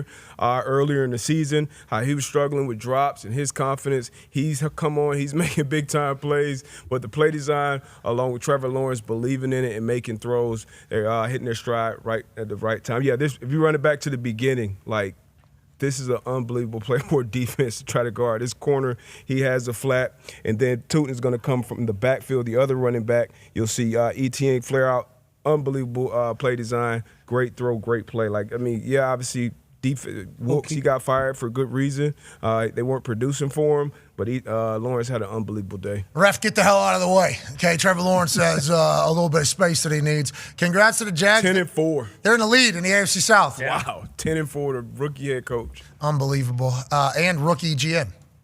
Oh, yeah. Yeah. Mm-hmm. He's 27 years old. Yeah, exactly. Without his number 2 overall pick. Without his number 2 overall pick. Yeah. Crazy. BA, we appreciate the hell out of you. You're the man. 47-year football coach, our coach. Ladies and gentlemen, Coach Bruce Arian. We love you, BA. We love you, BA. We appreciate the hell out of you. AJ, through this world that I've been living, and we've been living through it all, college football has become a special thing for meeting legends, okay? Because in the South down there, there's a lot of people that love college ball. In the South, there's a lot of people connected to country music. In the South, country music is king. And in the South, country musicians and their friends all watch ball. So I have had the opportunity to meet a lot of different legends of country music. And it's actually been a pretty insane, an insane thing, actually. Certainly. Hey, who'd you meet? Boom. Just no problem. And then, hey, these people want to talk to you, actually, because you're a part of college football. It's like an absurd little connection from the South and with its, ball. And in doing so, I met this 39-year-old dude, not even from the South. He's actually from Southern Illinois. Grew up a Colts fan. Now, hell yeah, he is being regarded as one of the greatest young executives in all of everything. One of the founders of the Big Loud music label. A man who's been in music for 20 years. Friend of the program, Seth England. Yeah, Seth. Yeah, Seth. Way to go, Seth. Side entrance. Way to go, Seth. Coming through the think tank. I like that. Normally people come through the hallway. Seth, he's an innovator. Seth thinks differently. Yeah. Side door to Seth's going to do his own thing. Yeah, Seth's going to do his own thing. Move. Hey, appreciate you, man.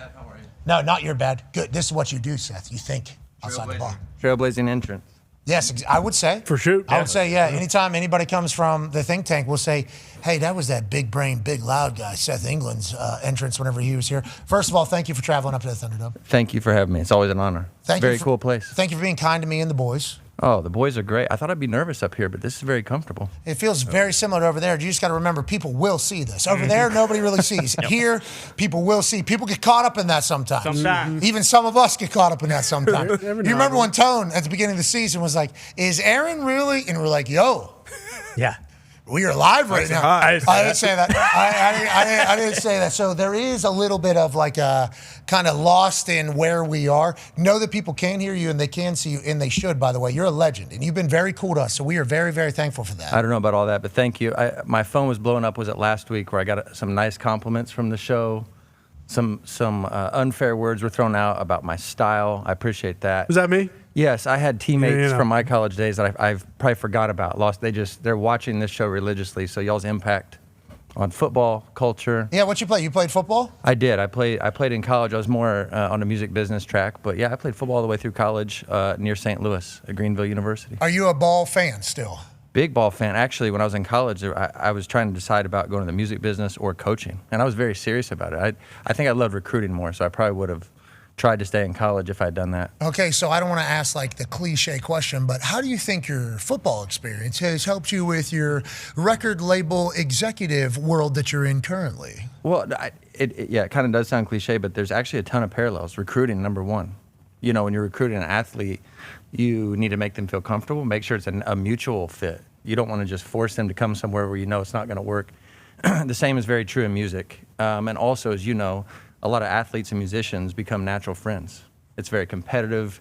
You kind of always have to have this always on edge, you know? And so like when we were hanging with Morgan in Indianapolis, I saw a ton of similarities between you and him and Tyrese. It was just different professions. Okay, so let's talk a little bit about Morgan and Miranda Lambert and Hardy. Big Loud obviously has become this name in music that is obviously synonymous with success and awesome in my eyes. Everybody that I've met from your company and your business, cool. You're a suit, but I think you're like super cool suit, an innovative suit.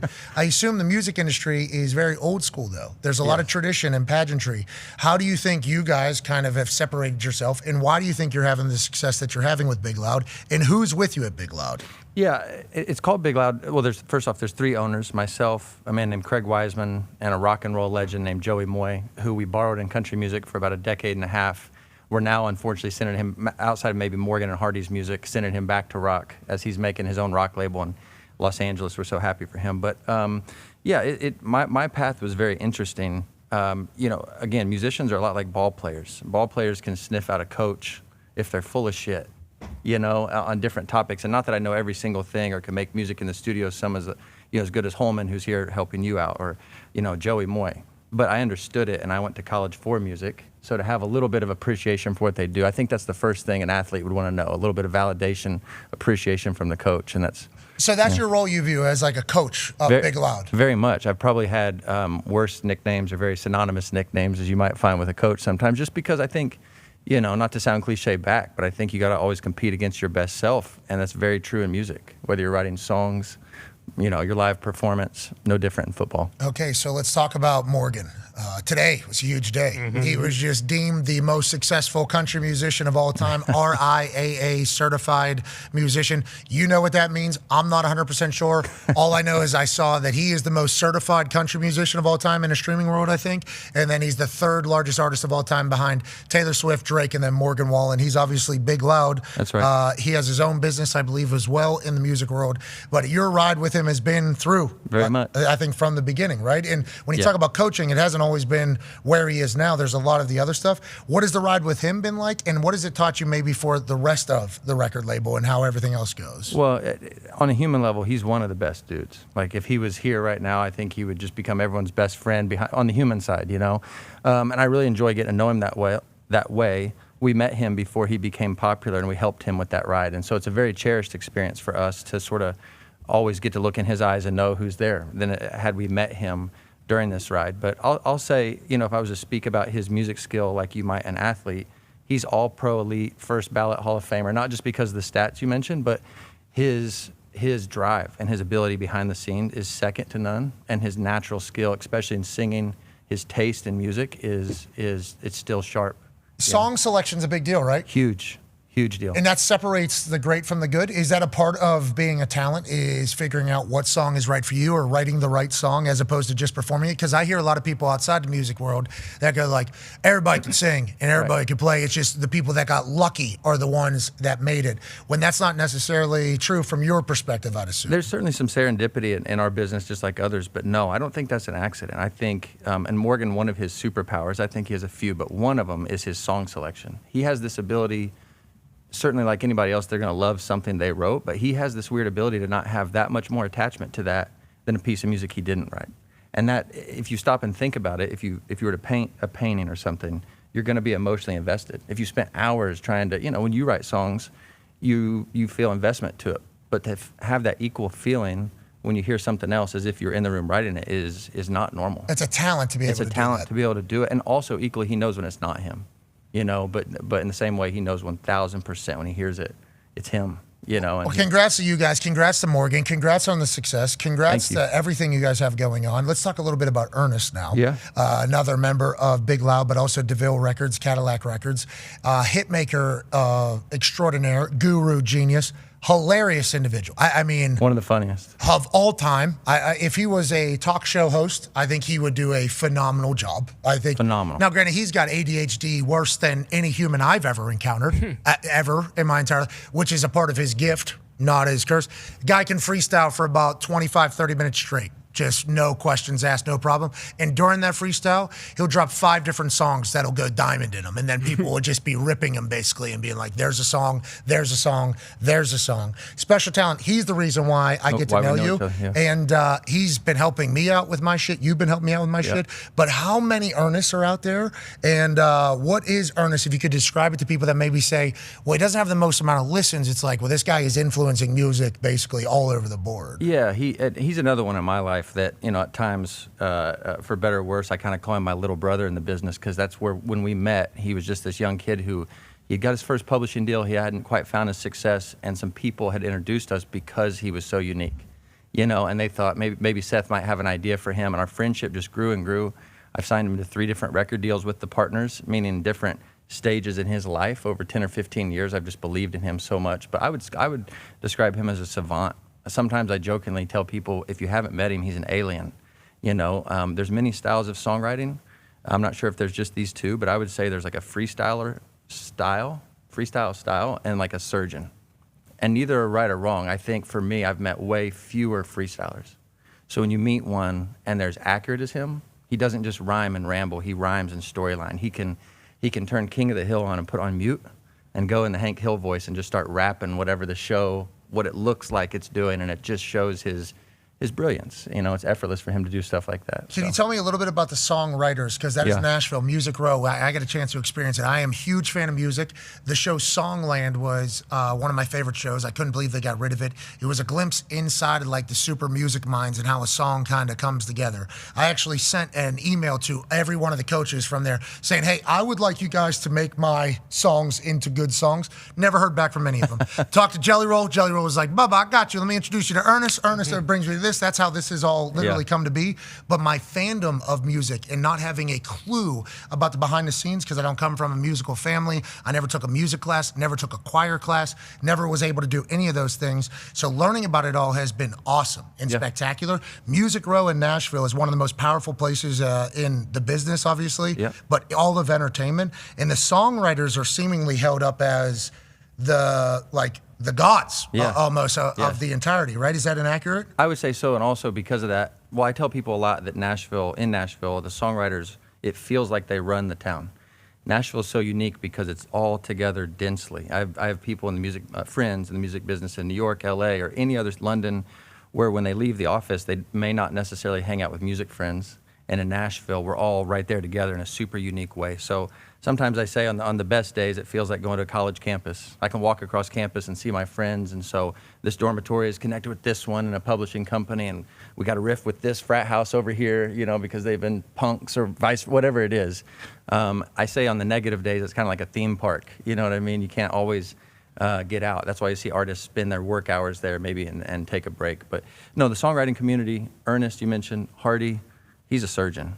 You know, he can do a lot of different things, and he's great off the top, but he's an absolute surgeon, and maybe nobody better when he knows where the song is supposed to go.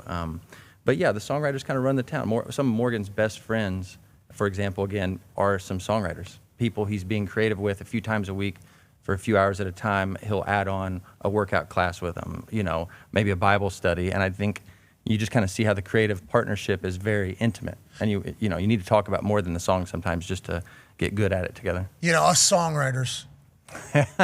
Big music star. Yeah, right. Yeah, right. It's been a fun process, though, learning about your guys' world. Don't let you guys know on the show, but for people watching, don't let this guy play you. When we met, which, by the way, it's not like we have a ton of free time to make music with people just interested in making music. I'm not trying to suck up or anything, but kind of caught me off guard that day when, Pat, when you were going through your phone and you were showing me voice note on voice note of lyrics on lyrics on lyrics. Some of it structured, some of which not, some of which had a hook and a concept. And I think that's what Ernest saw as well. And then not to mention your platform and willingness to try things that most wouldn't. You take some courage to do that. It's not easy.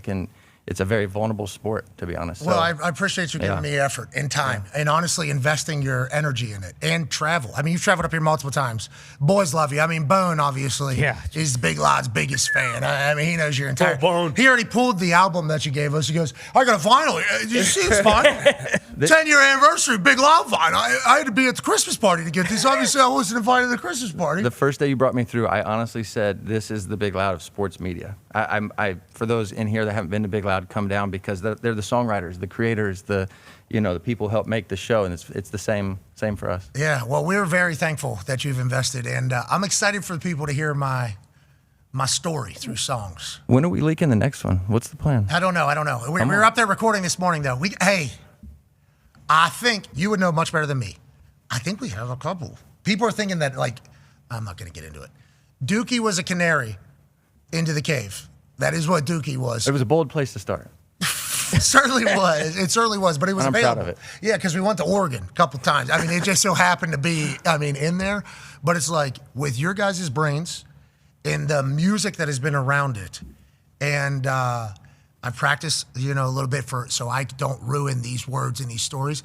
But it's been like a pretty emotional journey through my shit through the last couple years of my life, last 20 years of my life, revisiting moments and when you journal, I guess, I've never journaled, but I've always wrote poems or bars or verses or choruses. It's like me talking to myself in there. So it's like these songs are very much like me going through different moments of my life and what I was telling myself or what I was trying to get out. So whenever I'm reliving them or recording them, it's all just so crazy to me that it's going to live on. That is kind of the weird thing. And if my daughter hears it, or my baby boy, I think they will be able to know exactly who I am through different stages of my life. So if I was to die, which is certainly possible, which you're going to hear me talk about a lot, you're going to hear me talking about a lot of death stuff in there because I never thought I was going to live long. I thought I was dead at 30. The fact that I'm 38 now is crazy. I never thought about life as a 40-year-old. And then now in the world that I'm in, I have people telling me they wish I was dead. And then there's other stuff that happens around the world. And it's like, I'm going to die. I think I'm going to die at some point. Okay, I think I'm going to die at some point. There's a chance I freeze myself, though. I was going to say, shout out to Ted Williams. I have looked into that. I have tried to look into it. Hologram. But the catalog's going to live on. I wanted this to out. I wanted all my shit out. I wanted my daughter and my family and people that maybe didn't get to know me or people that didn't know me or only read headlines from people that didn't know who I was and wanted me this is who I actually am. This is my fucking note section. And there's different parts that are mixed with different parts. So not everything's there. But you were hey man, I'll get your messages out, dude. You said that to me. You're very much hey, I will do this for you. So I'm very grateful for you. Thank you. Thank you for letting us do it. And nothing's going to happen to you, but if it ever does, your kids are going to know you made bangers and you were fearless to try something uncomfortable. And I think that's dope. Bangers. We got a couple, right? Don't you think? We do. I believe it. You don't want to overhype the music, let the fans decide, but I think they'll be pleasantly surprised how good it's going to get. Hell yeah. Let's talk about music a little bit more now and then. Go ahead, D-Bud. Hell yeah. Speaking of bangers, I'm more throwback traditional country, Charlie Pride, Linda Martell, even Hootie, Darius Rucker. Obviously, we got the same name. So you've been in a... GS. Door Straight. Oh, well, these are my favorite. My run for it. But you talked about the parallels with sports and music, and I feel like you guys are kind of a big part of evolution, and you obviously got to take a chance, and you'll hear a lot of noise. How's it been a big part of the change of country music as a whole?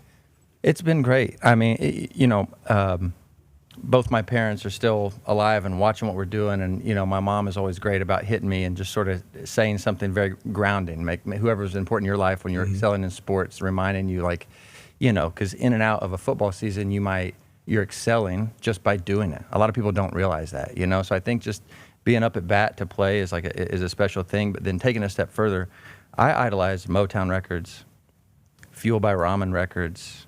Craig Wiseman, one of my partners, came up in A&M Records and all of these, plus more, Sun Records, Stax.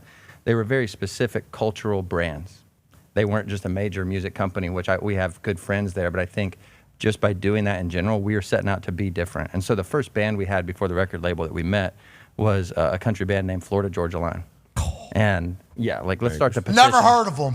Let's start the petition and bring that shit back. Maybe Baby, make me wanna roll my windows down and cruise. when they're ready. Papa, what is that? Is his fucking hop up in his truck? What is the? A brand new Chevy with a lift kit would look a hell of a lot better with you up in it. Come on. Yeah, there it is. Boom. Yeah, fuck, when they're ready, we're turning the lights on back in Noblesville. I saw them We're gonna take blow- pictures together. I know. I saw them know. take pictures together at the last event. Hey, we like that, boys. We like that. Would have not have happened, I don't think, like 6 months Baby ago steps, to a year. Baby steps, all the right steps.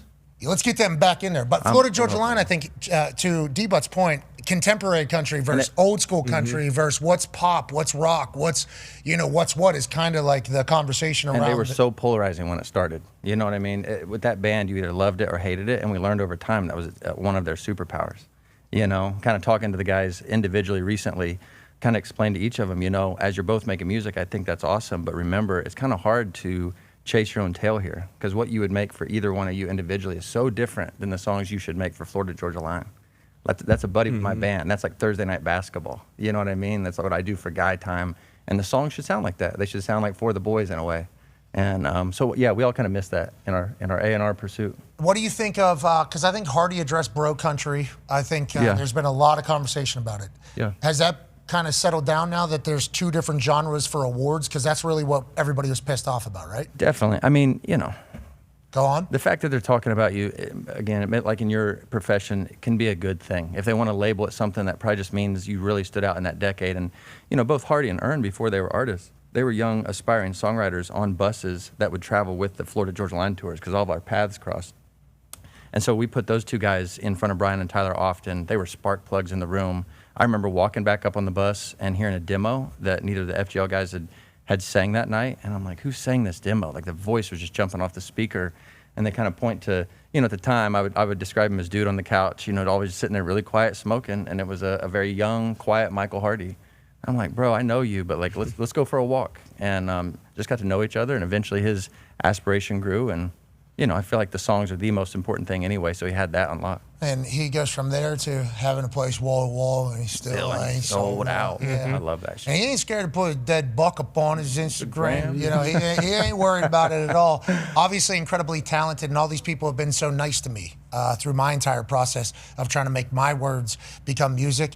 And you got a special group of people, man. The culture is good. Is that where Bone was driving, the Hershey pistol? Yeah, 17 hours. Meet and greet. Okay. Meet and greet. And Bone also put together the Ernest Songwriter playlist on Spotify. Which has a ton. Hey, Aaron, here you go, brother. You're welcome. Here's all your songs in chronological order in which you have wrote them. Bone did that on his free time. And then, Hardy, I'll be able to predict what your song order will be for your album because I know you better than you know yourself. And he does. And he did. Turns out he did. And that's Bone football. That is Bone football, but he's a fan of talent. And you guys certainly have that in abundance. Go ahead, Con Man. Yeah, so you just kind of mentioned it a little bit there, kind of the stars that are stars now, how they start out.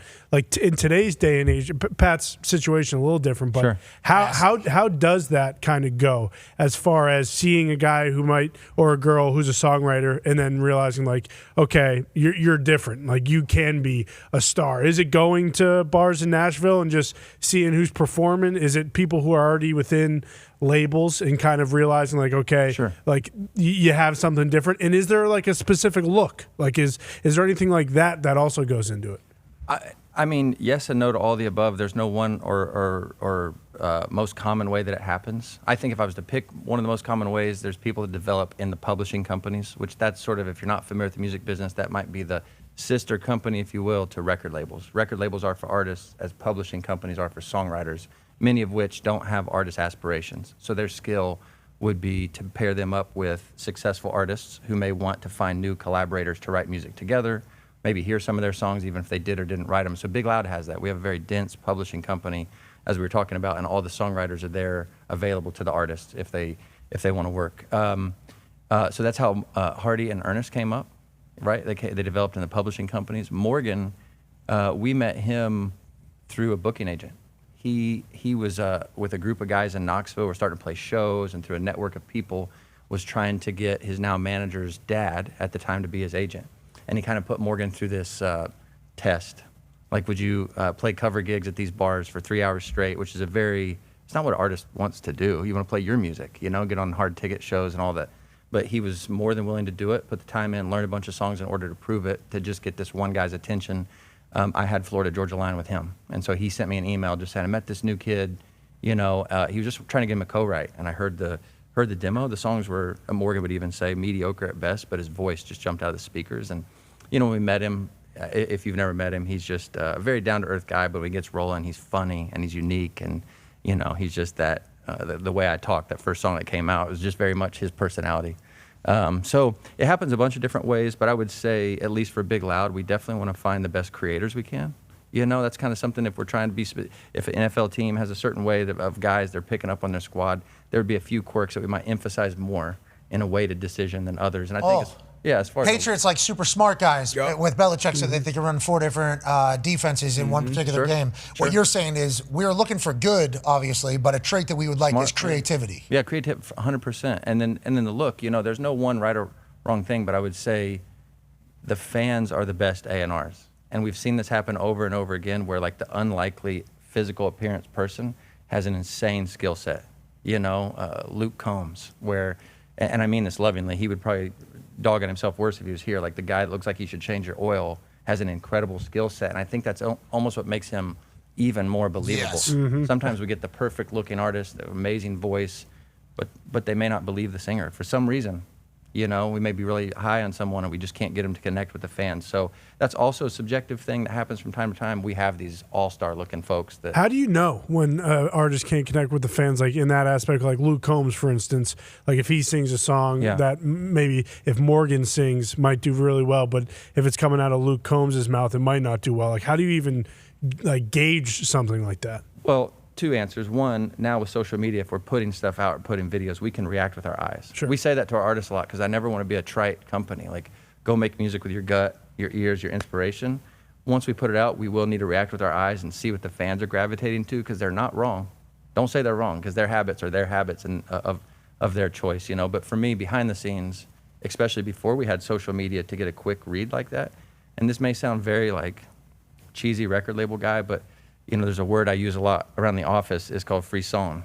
It's a French word, which just means your body's emotional reaction to music, to something, a painting, a poem. You know, you ever heard someone say, that just gave me chills? Mm-hmm. Supposedly, I don't know if this is true or not, supposedly everyone has a different amount that their body will let them do, right? So if I'm trying to give you an objective answer, like there's a lady in our company, our head of A&R, Sarah, one verse will make her just waterworks.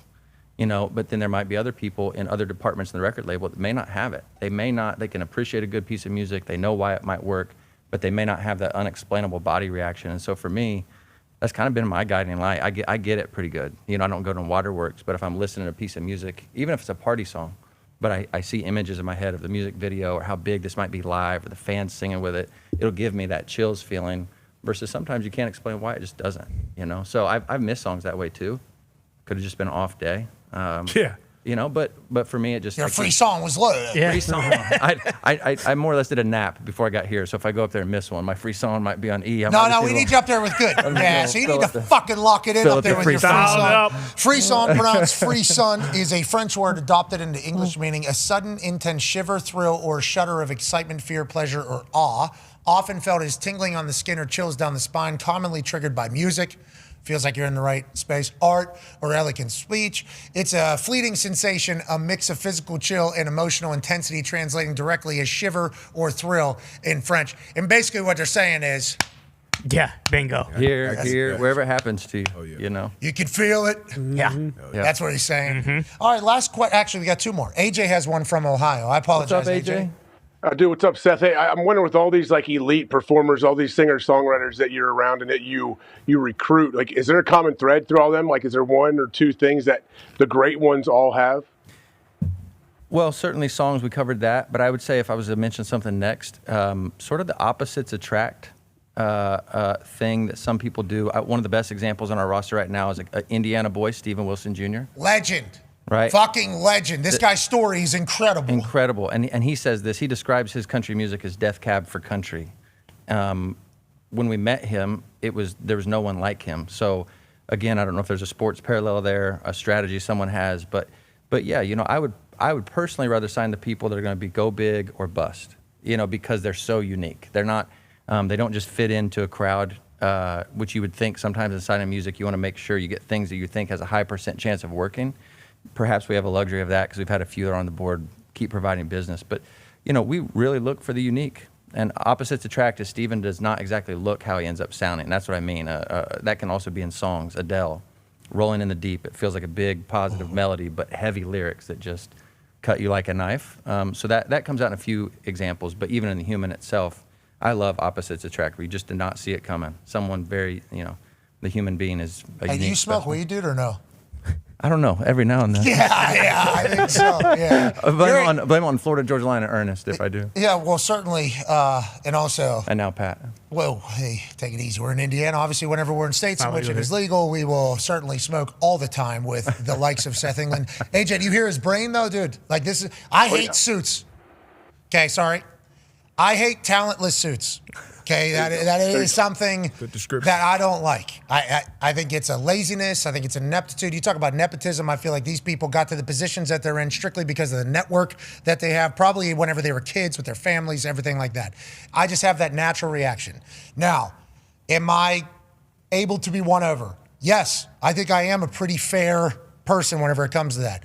But if you have like a drive and you say shit where it's like, wow, you've thought about it. Like you have spent time, not just at work when you're clocked in, you have spent time in your life focusing and thinking about this and provide a different idea or concept or a different way of looking at something. I don't want to say wooable, but I am certainly win-overable. And I think once you win me over, I am ready for war with you, too. I think that is something that is very true. I don't know. I think it'll be judged. Definitely true. Whenever I'm done with this entire thing, there's a lot of people that make anonymous quotes that have certain power levels to very powerful publishers and broadcasting companies and things like that have had jobs for a long time that I do not get along with because I think they suck at their job. At some point, they might have been good at their job, but in the modern world, I don't agree with them because I don't think they're good, and we are trying to.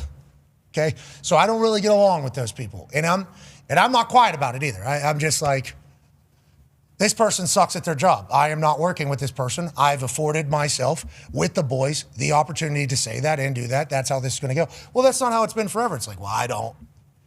That sounds like a you problem. You would never do that to somebody that has awareness and has drive and cares about their job. You wouldn't do that. Care about their job is all. If you care about what you're doing and you care about putting something good in, respecting the position that you have. There's other people that wish they had your position. Certainly. If you respect the position, any position that you have, there is somebody that wants that. But if it's especially in this business, and you're in there, if you respect the position that you're in and try and want to care, like I respect it. Even if I don't agree with you, I will. I think that is what history will say whenever I am and we are kind of done with how this whole thing goes.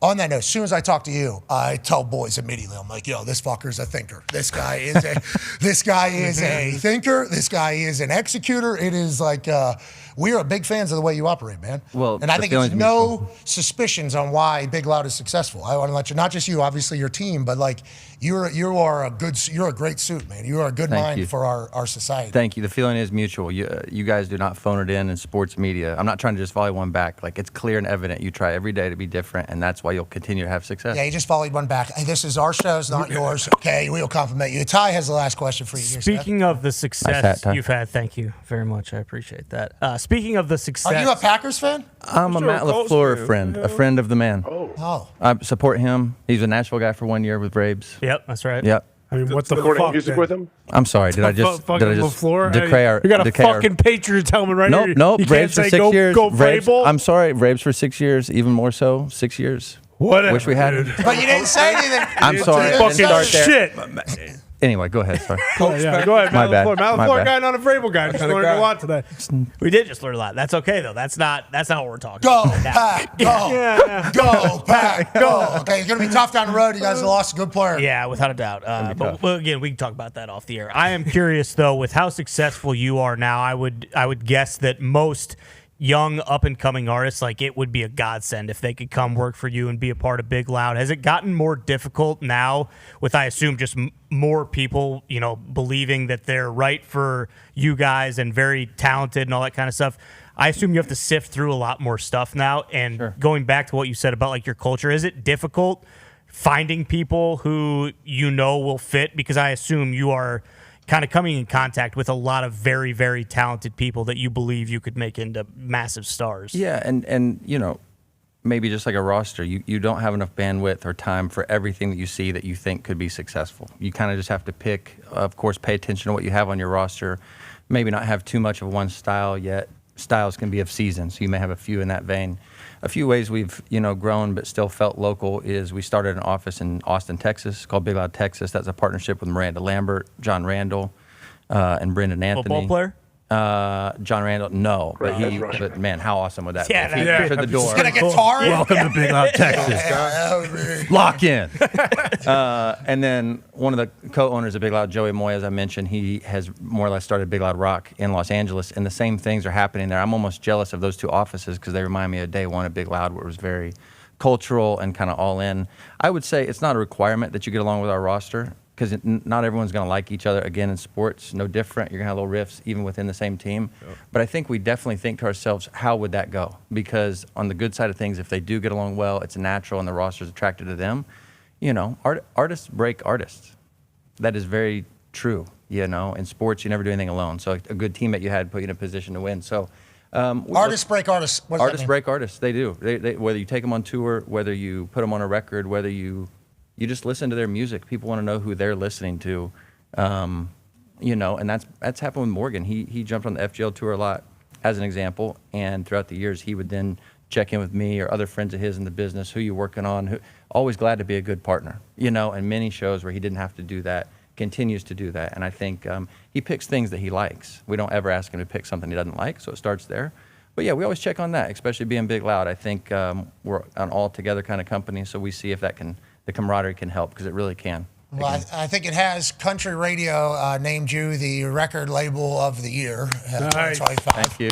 Congratulations. That's the OG building right there. Love that silhouette picture. Come see us in Nashville. Yeah, they're in that building. They added on to it, I believe, right? Have you added on to that or got We had to expand. We're across 4 different buildings, but by mid-next summer, we're moving, for sports fans, a few blocks from the Titans practice facility in that part of town, if you've been over there for any sports shows or coverage or anything. But I'm hoping to keep that building, Craig Wiseman, if you're watching. I want to keep that building for some history's sake. Even before Big Loud, Garth Brooks signed his very first record deal in that building when it was Capitol Records in the 80s. So I think it needs to be preserved and a lot of history. Was I in the room where that happened? Yes.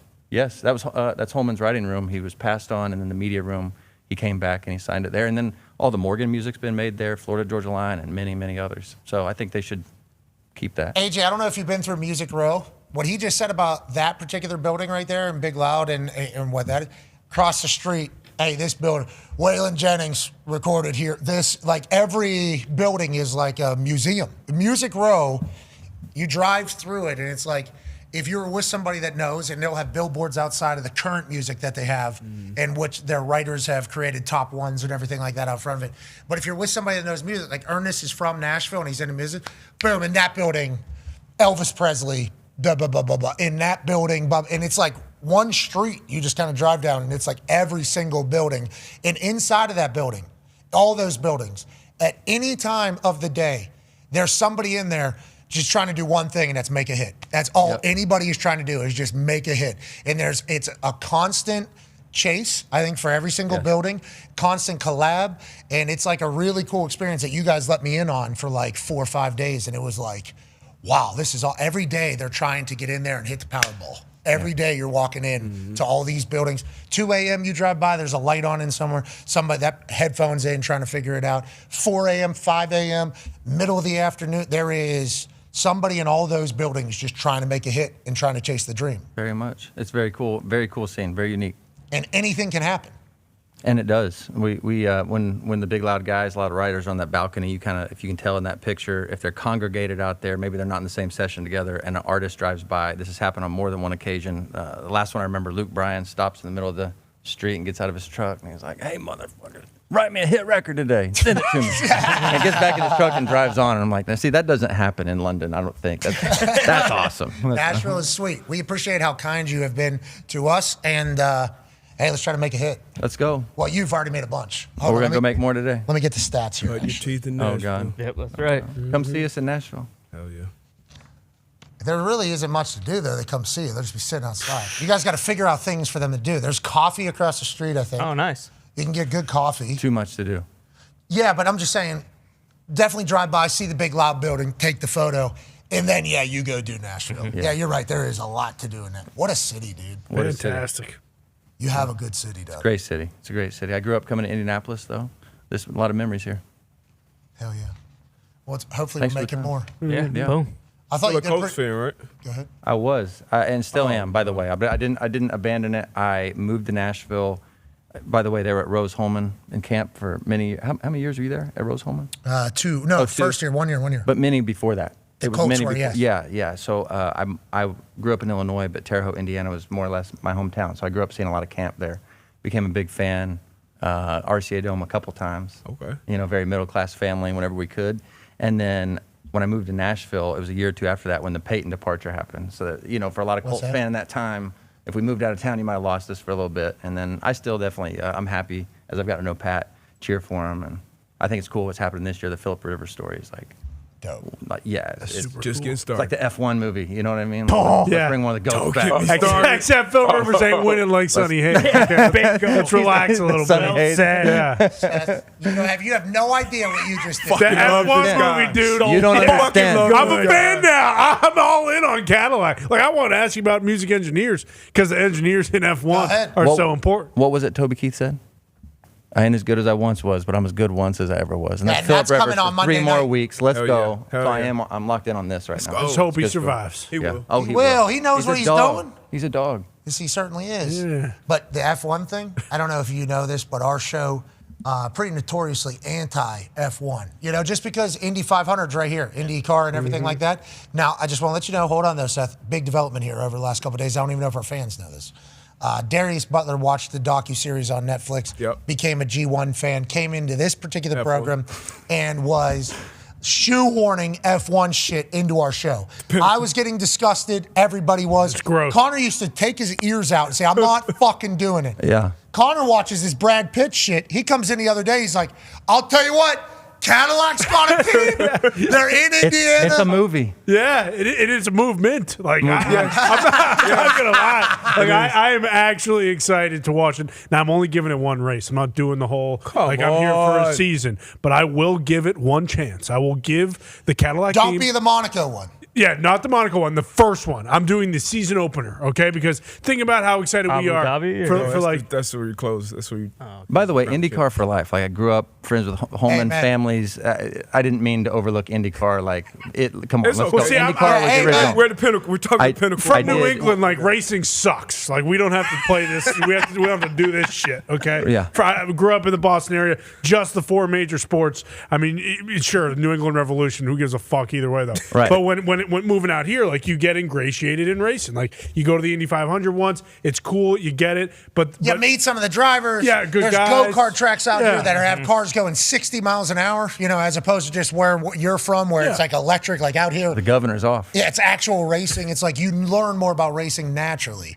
In the Indy 500 is the world's largest sporting event every single year for good reason. So anytime F1 or Legacy. G1 was being mentioned on this show, based out of Indianapolis, Indiana, I felt obligated to say, get that shit out of here. And I used to have a team of people on my side. And now what I'm learning is you fucking put Brad Pitt in a onesie, put him in a fucking G1 car, all of a sudden everybody And he's a hero. is all the way it's back. not just Brad Pitt, though. Javier Bardem is a true, That was a great point. magnificent actor in this Dancing. movie. But you understand, you understand the entire team. Like, I'm in. Like, listen how I'm talking. I sound like an asshole, but I'm telling you, all of a sudden I kind of get the whole entire thing, and I'm not going to try and woo anyone to F1. Use the words. Use the words. I will. I agree. It's the pinnacle. It's the I'm pinnacle. not going that far yet. See, I'm I not haven't going that watched far the yet. reality show or the documentary piece on Netflix, but my wife and I went on our honeymoon in Italy this year, and we found out 3 days out that the race in Monza was the same days we were in Milan. So we went to the race. That was my first ever F1 race, and I realized that I'm just like forever changed. You know what I mean? I went to the pinnacle race. I'm not going to that start far. with. I mean, I think Brad Pitt's fucking awesome in the movie, but I'm just saying I was there in person. I got to feel it. You know? Like, I'm not calling it the pinnacle until I watch a race, because I've watched an Indy 500 race and it is so sick. But the way they partied during the race, before the race, during the race, and after, and they're walking out in the track, like it's nothing like I've ever seen. It's a real event. Well, congrats to your wife on getting married. Okay. She's a great lady. Family's awesome. Thank you. Unlike you turning on this as well. It feels like I got nobody. AJ, are we still? You got me.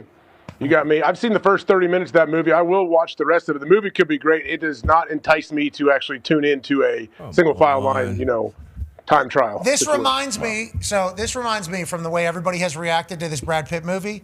Remember that Netflix had a documentary was turning everybody vegan? You remember that was happening? Yes. And I was like, I'm not watching it. And then everybody would be like, just be mentally tough. And then I watch another friend go down. Boom. I'm not eating burgers anymore. I'm like, why? Like, did you see the thing? I'm like, no. So I'm like, I'm not watching it. I'm staying out of it. I've put the same exact rules on this Brad Pitt G1 movie. Okay, I love Brad. I really do. I will support the shit out of him, but I'm not watching it. I don't want to know. I get it. I don't want to know. Who cares that the Cadillac team, the American team, is 10 minutes from this fucking office? It's located. It's based 10 minutes from here. It's fate. It is literally right there. They got the guys, too. The engineers who did some research into him today. The team principal, nonetheless, he's a legend over there, so I'm excited. It's a great story. You don't think there's a script writer right now writing down this Phillip Rivers timeline? Definitely. And going, one day, it's the perfect Friday Night Lights scene. Rivers is coaching, his cell phone rings, and it's the Shane Steichen. Yeah. Can you get on the plane tonight? Yeah, that's what I'm talking about. It's tonight. Yeah, what you're talking about is turning people into Colts fans and football fans. I'm worried about seeing this fucking G1 movie and becoming a G1 fan. I don't want to do watch that. March 8th, Australian Grand Prix season open. I'm pumped. I already got it in my calendar. You know You the didn't even driver? know it was 13 seconds ago. No. I knew it was in March. I just didn't know the exact date. In the month, He the whole had no month idea circle. He what knew. continent it was on. I'm jacked. I'm a freaking watch. Unveiling the car to Super Bowl. But still, IndyCar for life. I'm with you. Thank you, Seth. And Cadillac. also, thank you for being with me during this musical journey. Thanks for having us. Thank you for working with Big Loud. Let's make some bangers. What are we doing?